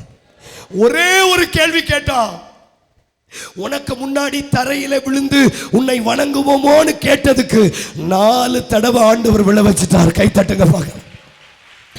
ஏண்டா கேள்வி கேட்டோன்னு சொல்லக்கூடிய அளவிற்கு கர்த்தர் பதிலை ரெட்டிக்க போகிறார். கேள்வி கேட்கப்படுகிற நீ பாக்கியவா. கொஞ்சம் ஆவியில நிறைஞ்சு கைகளை தட்டி நல்ல ஸ்தோத்திரம் பண்ணுங்க. நல்ல தம்பி கை தட்டுமா, கண்களை மூடுங்க. தரபா சந்தரபா. நல்ல கை தட்டுங்க. எதுக்கு இவங்க கிட்ட கேள்வி கேட்டோம்? எதுக்குடா கேள்வி கேட்டோம்னு சொல்லணும். எதுக்குடா இவங்க கிட்ட கொஸ்டின் கேட்டோம்னு சொல்லணும். ஆர்ப்பரிங்க, ஆர்ப்பரிங்க. உன் பிள்ளைக்கு திருமணம் நடக்கலையேன்னு கேள்வி கேட்டவன் பதிலை காண போகிறான். ஷபரா தரா துடரா ரிகா தரபா தனா. நல்ல கைகளை தட்டி வாய்களை திறந்து கேள்வி கேட்கப்படுகிறது நல்லது. கேள்வி கேட்கப்படுகிறது நல்லது. இன்னும் ஆவியில நிரம்புங்க. கேள்வி கேட்கப்படுகிற நீங்க நல்லது. உங்களுக்கு ஏன் இந்த வியாதி வந்துச்சுன்னு அவன் கேள்வி கேட்கணும். கேள்வி கேட்டாதான் என்னால பதில கொடுக்க முடியும். கேட்கட்டும். அப்போஸ்தலர் அக்னி ஐக்கியத்துக்கு எதிராக கேள்விகள் எழும்பட்டும். கேள்விகள் எழும்பட்டும். கேள்விகள் எழும்பட்டும். நீ எலியாவானால் உன்னை நீயே விடுவித்துக் கொள். நீ இறங்கி வா. உன்னை நம்புறோம். கேள்வி கேட்கட்டும். மூன்றாவது நாள் பதில் வரும். வேடிக்கை பார்க்காம கைகளை தட்டி ஆவியில நிறைந்து ஓ ரபா ஷரபா உட ரபா தனபா. யாரெல்லாம் கேள்வி கேட்கப்பட்டீர்களோ, யாரெல்லாம் கேள்வி கேட்கப்பட்டீர்களோ, கேள்வி கேட்கிறது போல வேதனையான சம்பவங்கள் இந்த உலகத்தில் இல்லை. உங்களுக்கு ஏது நடக்கலன்னு கேள்வி கேட்கும் போதுதான் அந்த வலி தெரியும். கேள்வி கேட்கப்பட்டவர்களுக்கு அந்த பெயின் உண்டு. எல்லாருக்கும் இது புரியாது. நேரத்துக்கு சாப்பிட்டுட்டு நேரத்துக்கு தூங்கி நல்ல துணிமணிகளை போடுறவங்களுக்கு இது புரியாது. கேள்வி கேட்பாங்க. கர்த்தர் அழைச்சாருன்னு சொன்னீங்களே, என்ன நடந்துச்சுன்னு கேள்வி கேட்பாங்க. கர்த்தர் சொன்னாரு தானே ஊழியத்தை தொடங்குனீங்க, என்ன நடந்துச்சுன்னு கேள்வி கேட்பாங்க. கர்த்தர் சொன்னார் தானே தொழில் தொடங்குனீங்க, கேள்வி கேட்பார்கள். நெருப்பு இருக்கிறது, விறகு இருக்கிறது, பலி எங்கே? கேள்விகள் வரும். ஆபிரகாமே சோர்ந்து போக வேண்டாம். இவன் கேள்வி கேட்டாதா நான் பர்வதத்தில் சிலதை உனக்காக ஷபரா ஹஸ்ஸகோனி அந்தரா. பதில்கள் ஆயத்தமாகிறது. தீர்க்க தரிசனமான வார்த்தை. பதில்கள் ஆயத்தமாகிறது. இவன் இங்க கேள்வி கேட்கும் போது கேள்வி கேட்கிறவர்களுக்கு பதில் ஆயத்த. கேள்வி கேட்கட்டும். யோபுவை சுற்றிலும் உட்கார்ந்து கேள்வி கேட்கிறாங்க. தேவனை தேடுகிறவர்களுக்கு, தேவனை நம்புகிறவர்களுக்கு இப்படி எல்லாம் சம்பவிக்குமோ? ஆண்டவரை நம்பி இருக்கிறவர்களுக்கு இப்படி எல்லாம் வியாதி வருமோ? கேள்வி கேட்கிறாங்க. Questions after questions. என் வாழ்க்கையில நான் அனுபவப்பட்டிருக்கிறேன். 1000 கேள்வி கேட்கப்பட்டிருக்கிறேன். Questions after questions. ஊழியத்துக்கு வந்திருக்கிறியே, உனக்கு பைபிள் தெரியுமா? உனக்கு வசனம் பேச தெரியுமா? உன்னால பாட்டு பாட முடியுமா? உனக்கு ராகம் வருமா? கேள்வி கேட்கப்பட்டிருக்கிறேன். ஒரு சர்ச்சில் போய் ஒரு உபவாச கூட்டத்தில் உன்னால பிரசங்கம் பண்ண முடியுமான்னு கேள்வி கேட்டிருக்காங்க. ஒரு இடத்துல கூப்பிட்டுட்டு என்ன கேட்டாங்க, 1/2 மணி நேரம் பேசிடுவீங்களான்னு கேட்டாங்க. அவன் கேள்வி கேட்டது அன்னைக்கு எனக்கு வலித்தது. ஆனால் அவன் கேள்வி கேட்டதுனால இன்னைக்கு ஊழியக்காரங்களுக்கு பிரசங்கம் பண்ணக்கூடிய அளவுக்கு கர்த்தர் எனக்கு பதில் அளித்திருக்கிறார். ஆனால் கேள்விகள் பதில்களை பெருக பண்ணும். கைகளை தட்டி உங்களுக்கு கர்த்தர் இதை பேசும்போது கேள்வி கேட்கப்பட்டு கொஞ்சம் விட்டு கொடுங்க, கொஞ்சம் விட்டு கொடுங்க. கேள்வி கேட்கப்படணும். கேள்வி கேட்கட்டும். அவன் தேவன் எங்கேன்னு கேள்வி கேட்கட்டும். அவன் தேவன் அவனை கைவிட்டான்னு கேள்வி கேட்கட்டும். அவன் கேள்வி கேட்டாதானே என்னால பதில் ப்ரிப்பேர் பண்ண முடியும். If there is no question, there is no answer. கேள்வி கேட்கப்படாததனால்தான் இயேசு கிறிஸ்துவின் ஊழியத்தில் அதிகம் அவர் கேள்வி கேட்கப்பட்டார். அதிகம் அவர் கேள்வி, நீங்க பைபிள் படிச்சு பாருங்க, இயேசு கிறிஸ்துவின் ஊழியத்தில் அவர் அதிகமாய் கேள்வி கேட்கப்பட்டார். எந்த அதிகாரத்தினால் இதை செய்கிறீர்? கேட்கிறவன் கேட்கட்டும், பிதா பதிலை அனுப்புவார். கை தட்டி ஸ்தோத்திரம் பண்ணணும். வியாதி சுகமாகலன்னு கேள்வி கேட்டாங்கல்ல, சுகம் என்கிற பதில் வருகிறது. ஐக்கியம்னு சொன்னீங்களே, அப்போஸ்தலர் அக்னி ஐக்கியம்னு சொன்னீங்களே, அப்படின்னு கேள்வி கேட்கிறாங்களா? பதில் வர போகிறது. கை தட்டி ஸ்தோத்திரம் பண்ணணும். ஒரு நிமிஷம் கை உயர்த்தி கண்களை மூடுங்க பார்க்கலாம். உண்மைதான் ஆண்டவரே, நான் கேள்வி கேட்கப்பட்டு வந்திருக்கிறேன்னு சொல்றீங்களா? உங்க பின்னலம் ஆசீர்வதிக்கப்பட போகிறது. முதல் தடவை யோசேப்பை பார்க்கறாங்க, அவன் அறியாம முகங்குப்புற விழுந்து வணங்கினார்கள். அடுத்த தடவை தானியத்துக்கு காசு கொடுக்க வர்றாங்க, முகங்குப்புற விழுந்து வணங்குறாங்க. இப்ப யோசேப்பு சொல்றான், அப்பா நல்லா இருக்காரான்னு கேட்கிறாங்க, அவர் உயிரோடு இருக்கிறார் என்று சொல்லி முகங்குப்புற விழுந்து வணங்கினார்கள். கர்த்தர் சொல்லுகிறார், ஒரு தடவை கேள்வி கேட்டவனுக்கு 4 தடவை பதில் கொடுக்க முடியுமானால் எத்தனை தடவை நீ கேள்வி கேட்கப்பட்டாயோ அத்தனை முறை பதில்கள் வரப்போகிறது. பேதுருவை பார்த்த ஆண்டவர் சொன்னார், இந்த கல்லின் மேலே சபையை கட்டுவேன், பாதாளத்தின் வாசல்கள் அவைகளை மேற்கொள்ளுவதில்லை, பரலோகத்தின் திறவுகோல்களை உனக்கு நான் தருவேன், என் ஆடுகளை மேய்ப்பாயாக. எல்லா வாக்குத்தத்தங்களும் பேதுருவுக்கு தான். ஆனா யோவானுக்கு ஆண்டவர் எதுவும் கொடுக்கல. ஆனா யோவான் அவருடைய மார்பிலை சாய்ந்திருந்தான். யோவான் கேள்வி கேட்கப்பட்டான். யோவான் கேள்வி கேட்கப்பட்டான். பேதுரு கேட்கிறான், இவன் காரியம் என்ன? கொஸ்டின் கேட்கிறான். இயேசு சொல்லுகிறார், நீ கேள்வி கேட்கணும்னு தான் இவனுக்கு நான் ஒன்றும் கொடுக்காம வச்சிருக்கிறேன். ஆண்டவர் உங்களுக்கு ஒன்று கொடுக்காமல் வைத்திருப்பதற்கு காரணம், சிலர் கேள்வி கேட்கணும். அப்போஸ்தலர் அக்கினி ஐக்கியத்தில் இன்னும் வெளிப்பட வேண்டிய எழுப்புதல் வெளிப்படாமல் இருப்பதற்கு காரணம், சிலர் வந்து கேள்வி கேட்கட்டும், கேள்வி கேட்கட்டும். அப்பிறகு கர்த்தர் சொல்லுவார், நான் வரும் அளவும் இவன் உயிரோடு இருந்தால் உனக்கு என்ன? கைகளை தட்டி பெற்றுக் கொள்ளுங்க. கேள்வி கேட்கணும், கேள்வி கேட்கப்படணும். கைகளை தட்டுங்க. ரபா தரபா டதனா. சில மேல இந்த கிருபைகள் வியாபரிக்கிறது.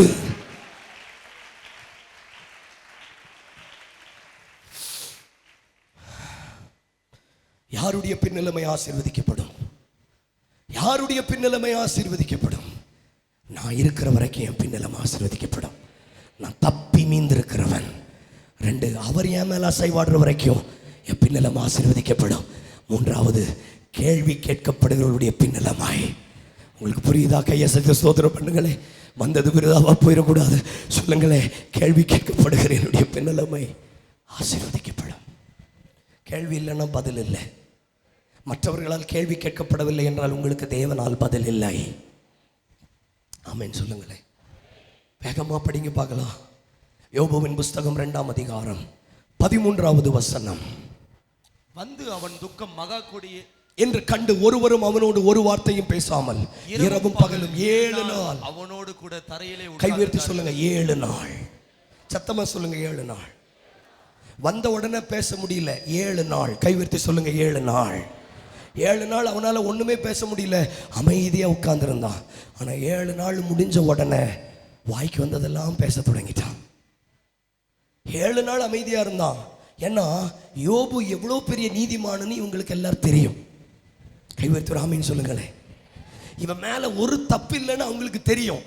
அதனாலதான் 7 நாள் அமைதியா இருந்தாங்க. ஆனா அதுக்கு பிறகு அவன் பிரச்சனைகளை பார்த்துட்டு இவங்களால சும்மா இருக்க முடியல, வாய்க்கு வந்ததெல்லாம் பேச தொடங்குறாங்க. 4ஆம் அதிகாரத்தில் எலியா பேசுறார். 11ஆம் அதிகாரத்தில் 13ஆம் அதிகாரத்தில் மாற்றி மாற்றி ஒவ்வொருத்தரும் அவனுக்கு எதிராக பேசிக்கொண்டே இருக்கிறார்கள். எனக்கு அருமையானவர்களே, ஒருத்தன் கேட்குறான், ஆண்டவரை தேடுகிறவங்களுக்கு இப்படியெல்லாம் ஒரு நிலைமை வராதுன்னு ஒருத்தன் சொல்கிறான். இன்னொருத்தன் சொல்கிறான், நீ இளவயதில் செய்த பாவமாக கூட இருக்கலான்னு ஒருத்தன் பேசுகிறான். இன்னொருத்தன் சொல்கிறான், நான் உங்கள் எல்லாரிலையும் சோப்பார் சொல்கிறான், வயசில் சின்ன பையன், நான் பேசக்கூடாதுன்னு பார்த்தேன், ஆனால் உங்களை பார்த்தா எனக்கும் பேச தோணுது, என் ஆவி எனக்குள்ள கொழுந்து விட்டு எரிகிறது. குறை சொல்றதுக்கு ஆவி கொழுந்து விட்டு எரியுது. மற்றவங்களை குறை சொல்றதுக்கெல்லாம் வெளிப்பாடு வரும் பாருங்களேன். எலியா சொல்றாரு, நான் ஒரு ஆவி என்கிட்ட வந்துச்சு, அது ஒரு ரூபம் போல இருந்துச்சு, ஆனா என்னன்னு எனக்கு தெரியாது, ஆனா அது என்கிட்ட வந்து பேசிச்சுன்னு சொல்றான். ஒவ்வொருத்தனும் யோபுவுக்கு எதிராக பேசிக்கொண்டே இருக்கிறான். ஆனா வாசிக்கலாம், யோபு 42ஆம் அதிகாரம் 7-8 வசனம். வேகமாய் யோபு 42ஆம் அதிகாரம் 7-8 வசனம். கர்த்தர் இந்த வார்த்தைகளை யோபுவோடு பேசின பின்பு கர்த்தர் தேமானியனாகிய எலிபாசை நோக்கி, உன்மேலும் உன் 2 சிநேகிதர் மேலும் எனக்கு கோபம் மூழுகிறது, என் தாசனாகிய யோபு பேசினது போல் நீங்கள் என்னை குறித்து நிதானமாய் நல்ல கவனிச்சு கேளுங்க. இந்த 7 நாட்கள் ஆண்டவர் யோபுவுக்கு கொடுத்ததல்ல, இவங்களுக்கு கொடுத்தது. கை தட்டுங்க பார்க்கலாம்.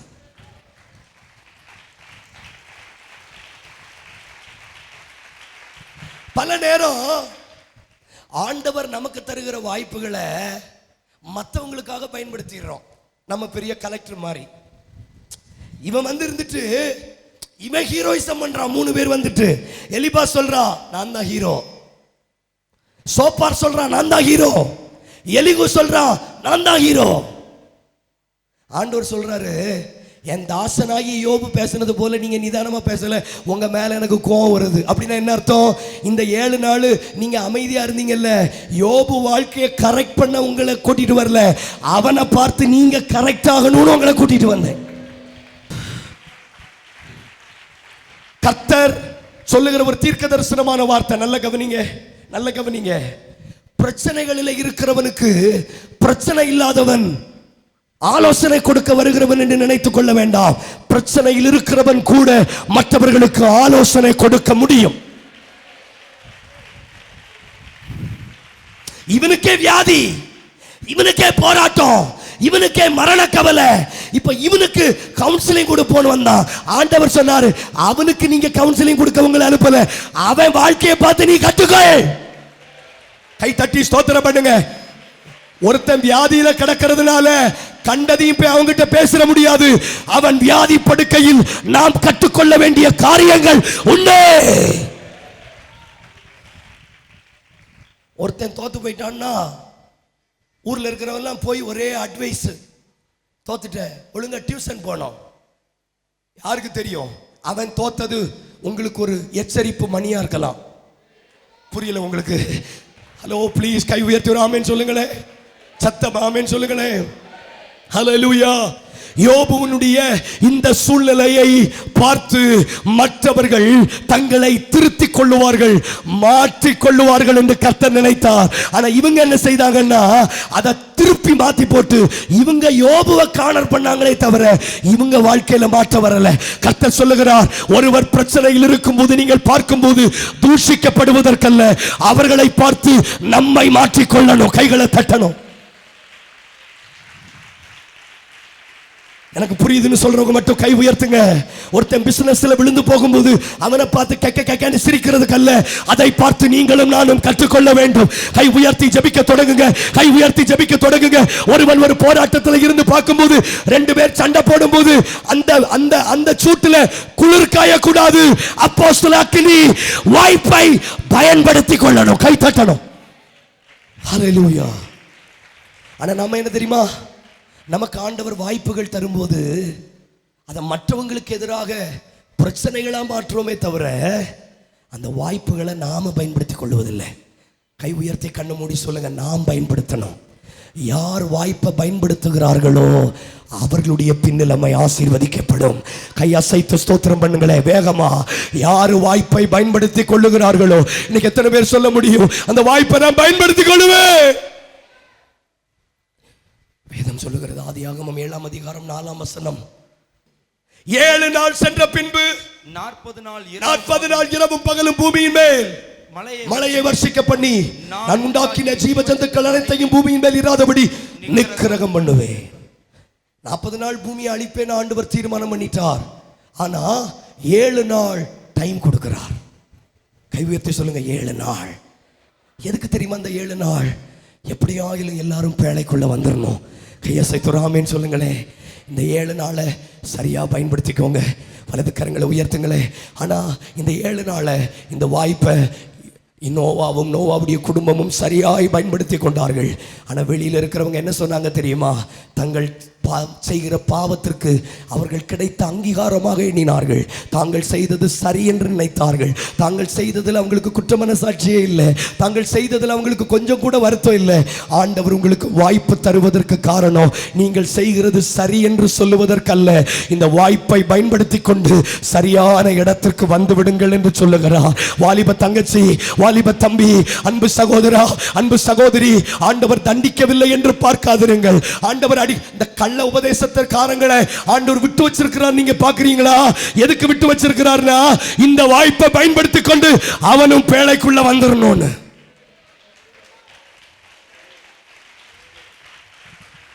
விட்டு விட்டு வச்சிருக்கிறதுனால அந்த உபதேசமும் டிவியில தானே வருது. கர்த்தர் ஆசீர்வதிக்காம டிவியில வருமா? செம்பருத்தி நாடகம் தான் டிவியில வருது.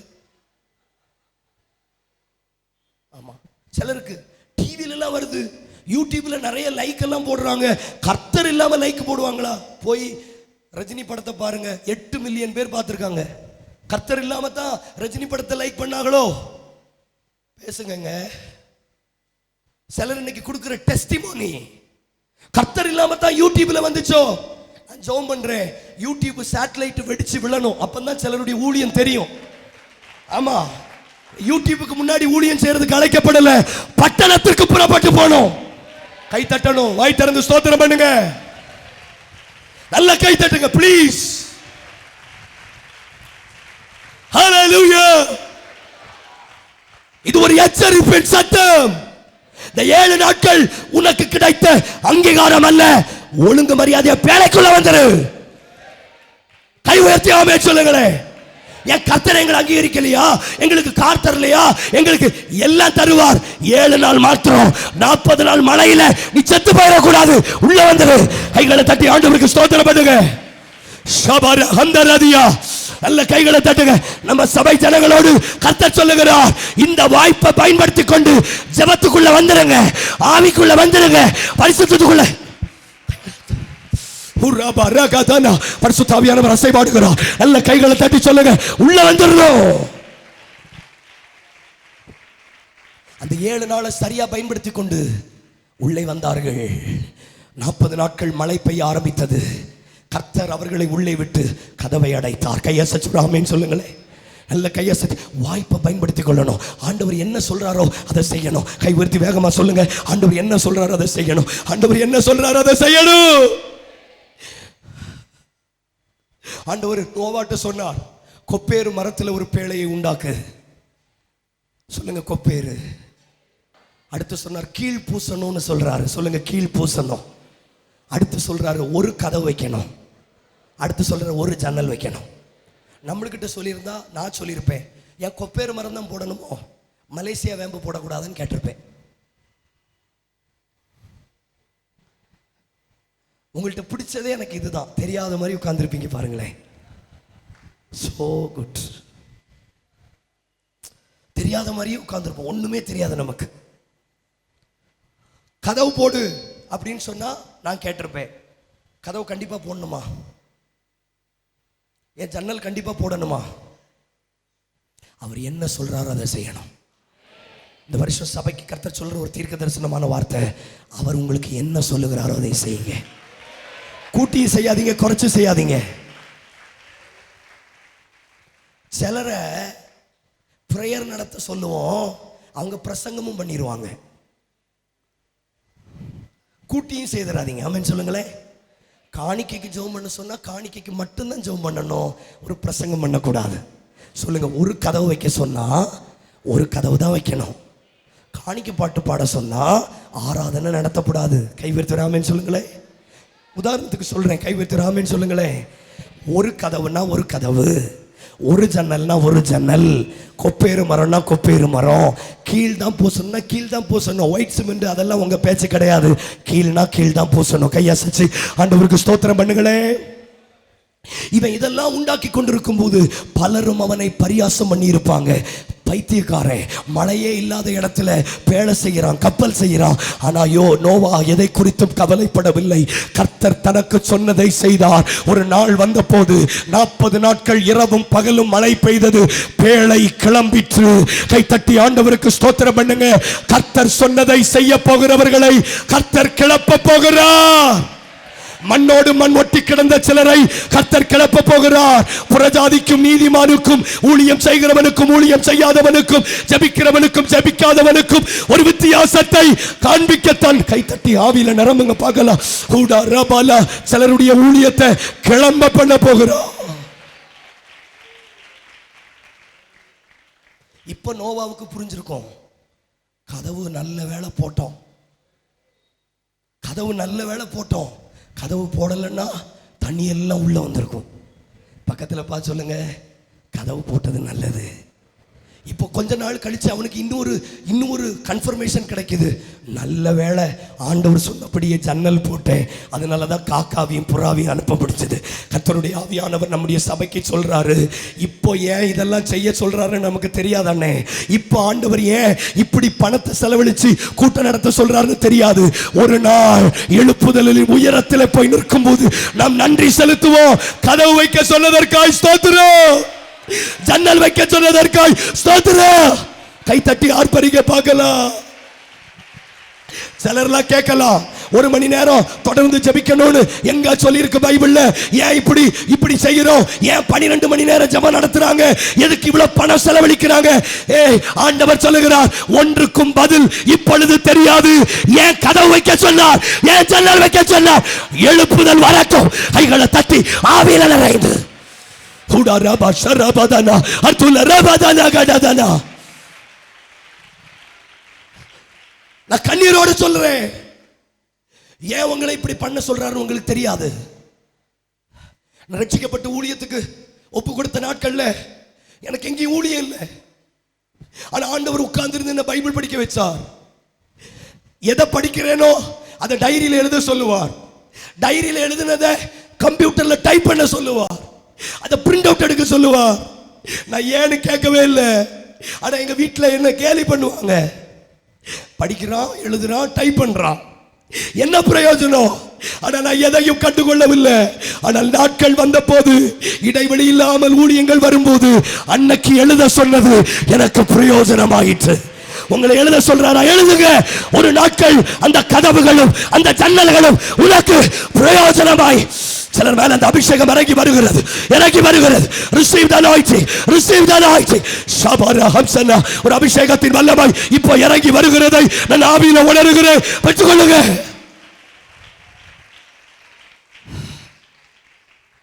ஏன் இதெல்லாம் செய்ய சொல்றாருன்னு நமக்கு தெரியாது. ஏன் இதெல்லாம் பண்ணணும்? ஏன் கதவு கண்டிப்பா வைக்கணுமா? ஜன்னல் வைக்கணுமா? 10 அதிகாரம் படிக்க சொன்னா 10 அதிகாரம் கரெக்டா படிங்க. என்ன தாழ்த்தி சொல்றேன் சிஸ்டர் கொஞ்சம் கவனிங்க. ஒரு நாள் ஃபுல்லா துணி கடையில போய் நேரம் செலவழிக்கிறோம். தேவ சமூகத்துல ஒரு 1/2 மணி நேரம் செலவழிக்கிறதுக்கு மூஞ்சி முகரெல்லாம் மாறிச்சுன்னா உன் பின்னலமை ஆசீர்வதிக்க முடியாது. எங்கெல்லாம் போய் காத்து கிடக்குறோங்க? We are not playing here. உங்களை விட எனக்கு தான் பலவீனம். செத்த ஆண்டவருக்காக சாகணுங்க. இல்லைன்னா பைபிள் தூக்காதீங்க, வேற எங்கேயாவது போங்க.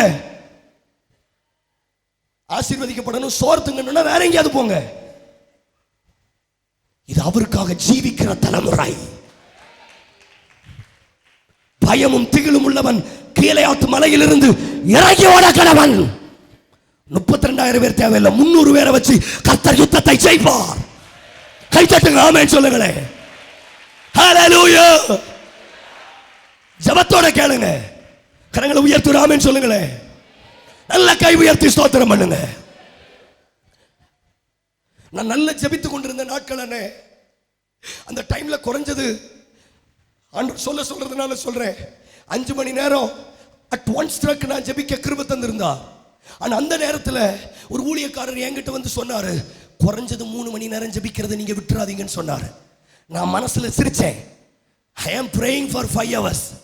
3 மணி நேரம் ஜெபிக்க கூடாதுன்னு சொல்றாரு. இவர் என்ன ஊழியக்காரர் நினைச்சேன். ஆனா அவர் சொல்லி 1 மாசத்துல 1 மணி நேரம் கூட ஜெபிக்க முடியாதபடிக்கு போராட்டங்கள் அதிகரித்தது. ஏன் ஆண்டவர் சொல்றாரு நமக்கு தெரியாது. ஏன் ஆண்டவர் இதெல்லாம் சொல்றாரு நமக்கு புரியாது. நல்லா இருக்கும் போதுதான் ஆண்டவருடைய ஆலோசனை வரும், நல்லா இல்லாம போயிடக்கூடாதேன்னு. அப்புறம் நான் அழுதேன், ஆண்டவரே 1 மணி நேரம் கூட ஜெபிக்க முடியாம போயிடுச்சு என்னால. 1 மணி நேரம் கூட உங்க சமூகத்தில் இருக்க முடியாம போயிட்டு. 3 மணி நேரம் சொன்னீங்க, சிரிச்சேன், உதாசீனப்படுத்தினேன். நான் 5 மணி நேரம் ஜெபிக்கிறேன்னு சொன்னேன். ஆனா 1 மணி நேரம் கூட பண்ண முடியலப்பா. அந்த ஆண்டவர் சொன்னாரு, நான் சொன்னபடி நீ செய். பிளீஸ் ஒரு நிமிஷம் கை உயர்த்துங்களே. சபையா வாய் விட்டு சொல்லுங்க, ஆண்டவரே எத்தனை ஆலோசனைகளை விட்டுட்டோம், எத்தனை உபதேசங்களை விட்டுட்டோம், எத்தனை கடித்து உணர்த்துகிறத விட்டுட்டோம். கதவு வைக்க சொன்னா கதவு வைக்கணும், ஜன்னல் வைக்க சொன்னா ஜன்னல் வைக்கணும், ஞானஸ்தானம் எடுனா ஞானஸ்தானம் எடுக்கணும், ரட்சிக்கப்படுனா ரட்சிக்கப்படணும், பரிசுத்தாவின் அபிஷேகத்தை பெறணும்னா பெற்றுத்தான் ஆகணும், பட்டணத்துக்கு புறப்பட்டு போகணும்னா போய்தான் ஆகணும். நீங்கள் இதெல்லாம் ஏன் செய்ய சொன்னார் என்பதை புரிந்து கொள்ளக்கூடிய நாட்கள் வரும்போது உன் இருதயம் அதிசயப்பட்டு பூரிக்கும். கைத்தட்டி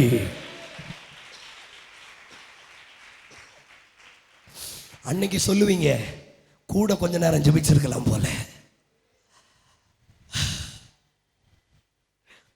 நல்லா இருக்கும்போது நெகட்டிவான ஆலோசனைகள் வரும்போது நம்மளால ஏற்றுக்கொள்ள முடியாது. நல்லா இருக்கும்போது நீ கடன்காரன் ஆக போறன்னு சொன்னா நம்மளால நம்ப முடியாது. ஆனா அதை நம்பணும். 5 மணி நேரம் ஜெபம் பண்ணிக்கிட்டு இருக்கும்போது தான் எனக்கு ஆலோசனை வந்துச்சு, 3 மணி நேரமாவது கொஞ்சம் ஜெபிங்கன்னு. அவர் என்ன சொல்றாரு அதை செய்வோம். எத்தனை பேர் உண்மையா சொல்றீங்க? எல்லாரும் கை தூக்கணும். எத்தனை பேர் உண்மையா சொல்றீங்க? அவர் என்ன சொல்றாரு செய்வோம். ஜெப கூட்டம் நடத்த சொல்றாரா நடத்துறோம், கீழ்ப்படிய சொல்றாரா கீழ்ப்படுகிறோம், அடங்கி இருக்க சொல்றாரா அடங்கி இருக்கணும்.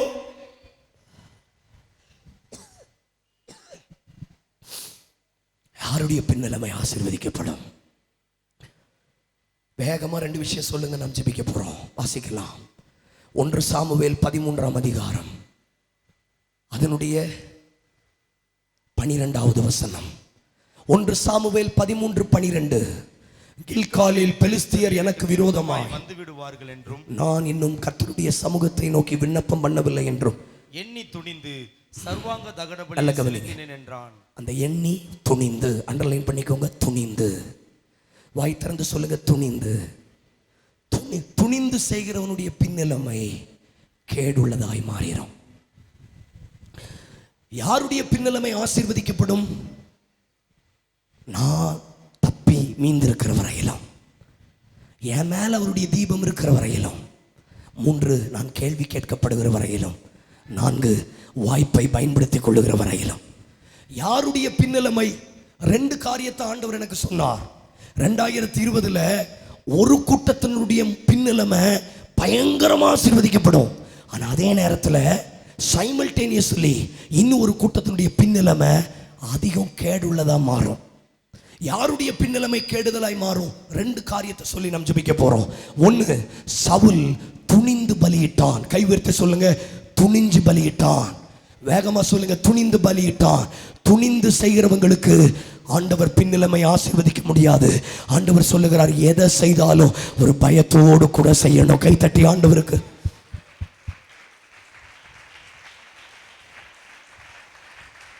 கவனிங்க, நம்ம சபைக்கு ஆண்டவருடைய கிருபையினால பல வருஷமா வர்றேன். ஆனா ஒவ்வொரு தடவை நான் வரும்போது புதுசா ஏறி நிற்கிறது போல தான் நான் உணர்றேன். எனக்கு ஃப்ரெஷ் மீட்டிங் போல தான் நான் உணர்றேன். எனக்கு அந்த நீங்கள் என்னை பார்த்தாலே உங்களுக்கு தெரியும், நான் ஒரு மாதிரி பதறிக்கிட்டே இருக்கிறேன். பார்த்தீங்களா? ஏன்னா எனக்கு துணிச்சல் வரல. துணியாத வரைக்கும் என் பின்னலம் ஆசீர்வதிக்கப்படும். துணிஞ்சிடாதீங்க. இந்த பலிபீடம் நம்ம பார்த்தது தானே அப்படின்னு துணிஞ்சிடக்கூடாது. ஒவ்வொரு தடவை இதில் ஏறும்போது ஒரு பயம் வரணும். இது நம்ம சர்ச்சு தானே துணிஞ்சிடக்கூடாது. ப்ளீஸ், இது எப்பவும் நான் யூஸ் பண்ற பைபிள் தானேன்னு துணிஞ்சு திறந்துடாதீங்க. பயத்தோடு அவரை தொழுது கொள்ளுங்கள். சிலர்லாம் ஆராதனையில ஒரு மாதிரி துணிஞ்சு நிற்கிறீங்க. துணிஞ்சு நிற்கிறவங்களுடைய பின்னலமை ஆசீர்வதிக்கப்பட முடியாது. ஆராதனை போய்கிட்டு இருக்கும்போது கண்ணை திறந்து வேடிக்கை பார்க்கறாங்க. துணிஞ்சிடாதீங்க. கர்த்தருடைய ஆவியானவர் 2 காரியத்தை சொல்றார். துணிகிறவனுடைய பின்னலமை. இவன் துணிஞ்சான். என்ன நடந்துச்சு தெரியுமா? 1 சாமுவேல் 18:10 வாசிக்க வேண்டாம். கர்த்தரால் விடப்பட்ட ஒரு பொல்லாத ஆவி சவுலை பாதிக்க தொடங்கிற்று. துணிகிறவனுடைய வாழ்க்கையில பொல்லாத ஆவிகள் வந்து நுழையும். துணிகிறவன் கவனிங்க, துணிஞ்சிட்டான். தாவீதுக்கு எதிராக யுத்தம் பண்ணுவதற்கு துணிந்து விட்டான். சண்டை போட துணிந்து விட்டான். ஈட்டி எடுத்து குத்துவதற்கு துணிந்து விட்டான். சபையே, துணிச்சல் வேண்டாம், துணிச்சல் வேண்டாம். முச்செடியின் நடுவிலே பற்றி எரிந்த அந்த அக்னியை உற்று பார்க்க மோசே துணியாமல் இருந்தான். ஆண்டவரை முகமுகமாய் அறிந்து வந்தான்.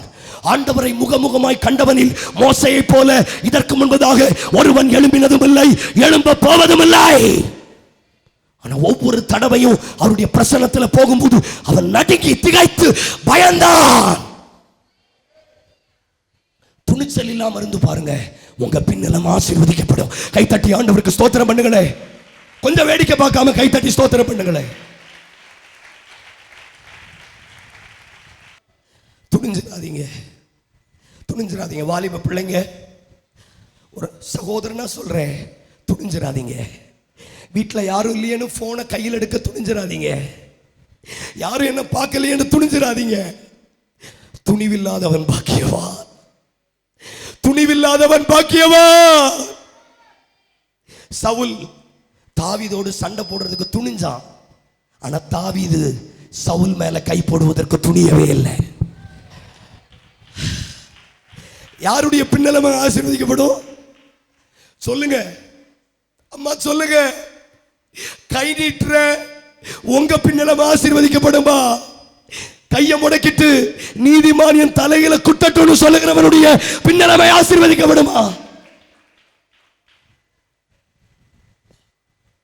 காலையில ஊழியம், சாயங்கால ஊழியம், ராத்திரி ஊழியம்.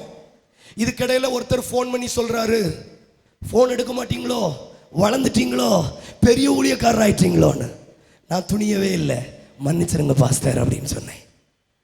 நான் வளரதான் செய்வேன், குறுகி போக மாட்டேன். கை தட்டணும் நீங்க. உங்களுக்கு இது தீர்க்க தரிசனங்க. உங்களுக்கு எதிராக ஈட்டிய ஓங்குறவன் அவன் ஒண்ணு இல்லாம போவா, ஆனால் குனிந்து கொடுக்கிற உன் தலை உயர்த்தப்படும், உயர்த்தப்படும். ஏய் ஷாதாலாபா கோனியா, ஐ ஃபீல் தி அனாயிண்டிங். கைகளை தட்டி உயர்த்தப்படும். எத்தனை பேர் சொல்ல முடியும்? நல்ல கை தட்டுங்க பார்க்கலாம். கம்பெனியில உங்க தலையை கொட்டுறாங்களா? கொட்டட்டும். சபையில உங்களை ஒடுக்குறாங்களா? ஒடுக்கட்டும். துணிஞ்சிடாதீங்க. கடைசியில வேதம் சொல்லுகிறது, அவன் பின்னிலைமை எவ்வளவு கேடுள்ளதா மாறிச்சு தெரியுமா? குறி கேட்கிற அளவுக்கு கேடுள்ளதா மாறிட்டான். தீர்க்கதரிசிகளை ஓடுறவங்க, தீர்க்க தரிசனம் கேட்க ஓடுகிறவர்கள் கூட குறி கேட்க போறவன் தான். உங்களுக்கு ஒரு வார்த்தை உண்டானா உங்க சபையை தேடி ஆண்டவர் ஆட்கள் அனுப்புவார். உங்க வீட்டு கதவை தட்டுவா. இல்லனா பரலோகத்துல எண்ணில் அடங்கா தேவதூதர்கள் உண்டு. கொர்நேலியு வீட்டை சந்தித்தவர் உங்க வீட்டை சந்திப்பார். ஒருவனுடைய முன்னிலைமையை விட அவன் பின்னிலைமை கேடுள்ளதா மாறதுக்கு காரணம் துணிவு. சொல்லுங்க துணிஞ்சு, சொல்லுங்க துணிஞ்சு எதையும் செய்யக்கூடாது. இவனுடைய முன்னிலைமை சரியில்லாததுனால ஒரு தப்பும் செய்யாத யோனத்தானுடைய பின்னிலைமையும் நல்லா இல்லாம போயிடுச்சு. யோனத்தான் மேல ஒரு தப்பு கிடையாது. ஆனா அவன் தகப்பனுடைய முன்னிலைமை சரியில்லாததுனால இவனுடைய பின்னிலைமையும் சரியில்லாமல் போய்விட்டது. எத்தனை பேருக்கு புரியுது? என் முன்னிலைமை நல்லா இருந்தாதான் என் தலைமுறைகளுடைய பின்னிலைமை நல்லா இருக்கும். நீங்க வேற, உங்க பிள்ளைங்க வேற இல்லை. உங்க தப்பதான் பிள்ளைகளிடத்துல விசாரிப்பார். கை உயர்த்துங்களே. பழைய உபதேசம், புதிய உபதேசம், பைபிள்னா பைபிள் தான். கை உயர்த்துறாமேன்னு சொல்லுங்களேன். புது துருத்தி, பழைய துருத்தி, என்னங்க கதை? ஆண்டவர் சொல்றாரு, ஒரு தேறின வேத பாரகன் பழைய துருத்தியிலிருந்தும் புதிய துருத்தியிலிருந்தும் சமமாய் பங்கு வச்சு கொடுக்கணும். கை தட்டி ஆண்டவருக்கு நல்ல ஸ்தோத்திரம் பண்ணுங்க. என் முன்னிலைமை ஆசீர்வதிக்கப்பட்டால் என் பிள்ளைகளுடைய பின்னிலைமை ஆசீர்வதிக்கப்படும். ஒரே ஒரு வசனம் படிக்கலாம், நாம் ஜெபிப்போம். மத்தேயு 12 அதிகாரம் 43 45 நாம் ஜெபிப்போம். மத்தேயு 12 43 45. அசுத்த ஆவி ஒரு மனுஷனை விட்டு புறப்பட்ட போது வறண்ட இடங்களில் அலைந்து இளைப்பாறுதல் தேடியும் காணாமல் நான் விட்டு வந்த என் வீட்டுக்கு திரும்பி போவேன் என்று சொல்லி அங்கே வந்து அந்த வீடு வெறுமையாகவும் பெருக்கி ஜோடிக்கப்பட்டதாகவும் இருக்க கண்டு திரும்பி போய் தண்ணிலும் பொல்லாத 7 ஆவிகளை தன்னோடு கூட்டிக் கொண்டு வந்து உட்புகுந்து அங்கே குடியிருக்கும். எல்லாரும் சேர்ந்து படிக்கலாம். அப்பொழுது அந்த மனுஷனுடைய முன்னிலைமையிலும் அவன் பின்னிலைமை. இந்த 2020 சில பொல்லாத சந்ததிகளுக்கு இது சம்பவிக்கும். சபைக்கு ஆவியானவர் சொல்லுகிறதை காதுள்ளவன் கேட்க கடவன். 2வது, உங்க பின்னிலைமை கேடுள்ளதா மாறாம இருக்கணும்னா உங்க வாழ்க்கையில வெறுமைக்கு இடம் கொடுக்காதீங்க. சொல்லுங்க, வெறுமை வேண்டாம். சீக்கிரம் சொல்லுங்க, வெறுமை வேண்டாம். 1 துணிச்சல் வேண்டாம், 2 வெறுமை வேண்டாம். உங்களை விட்டு ஒரு பிரச்சனை போச்சுன்னா திரும்பவும் அந்த பிரச்சனை உங்களுக்குள்ள வர்றதுக்கு தான் ட்ரை பண்ணிக்கிட்டு இருக்குன்னு புரிஞ்சுக்கோங்க.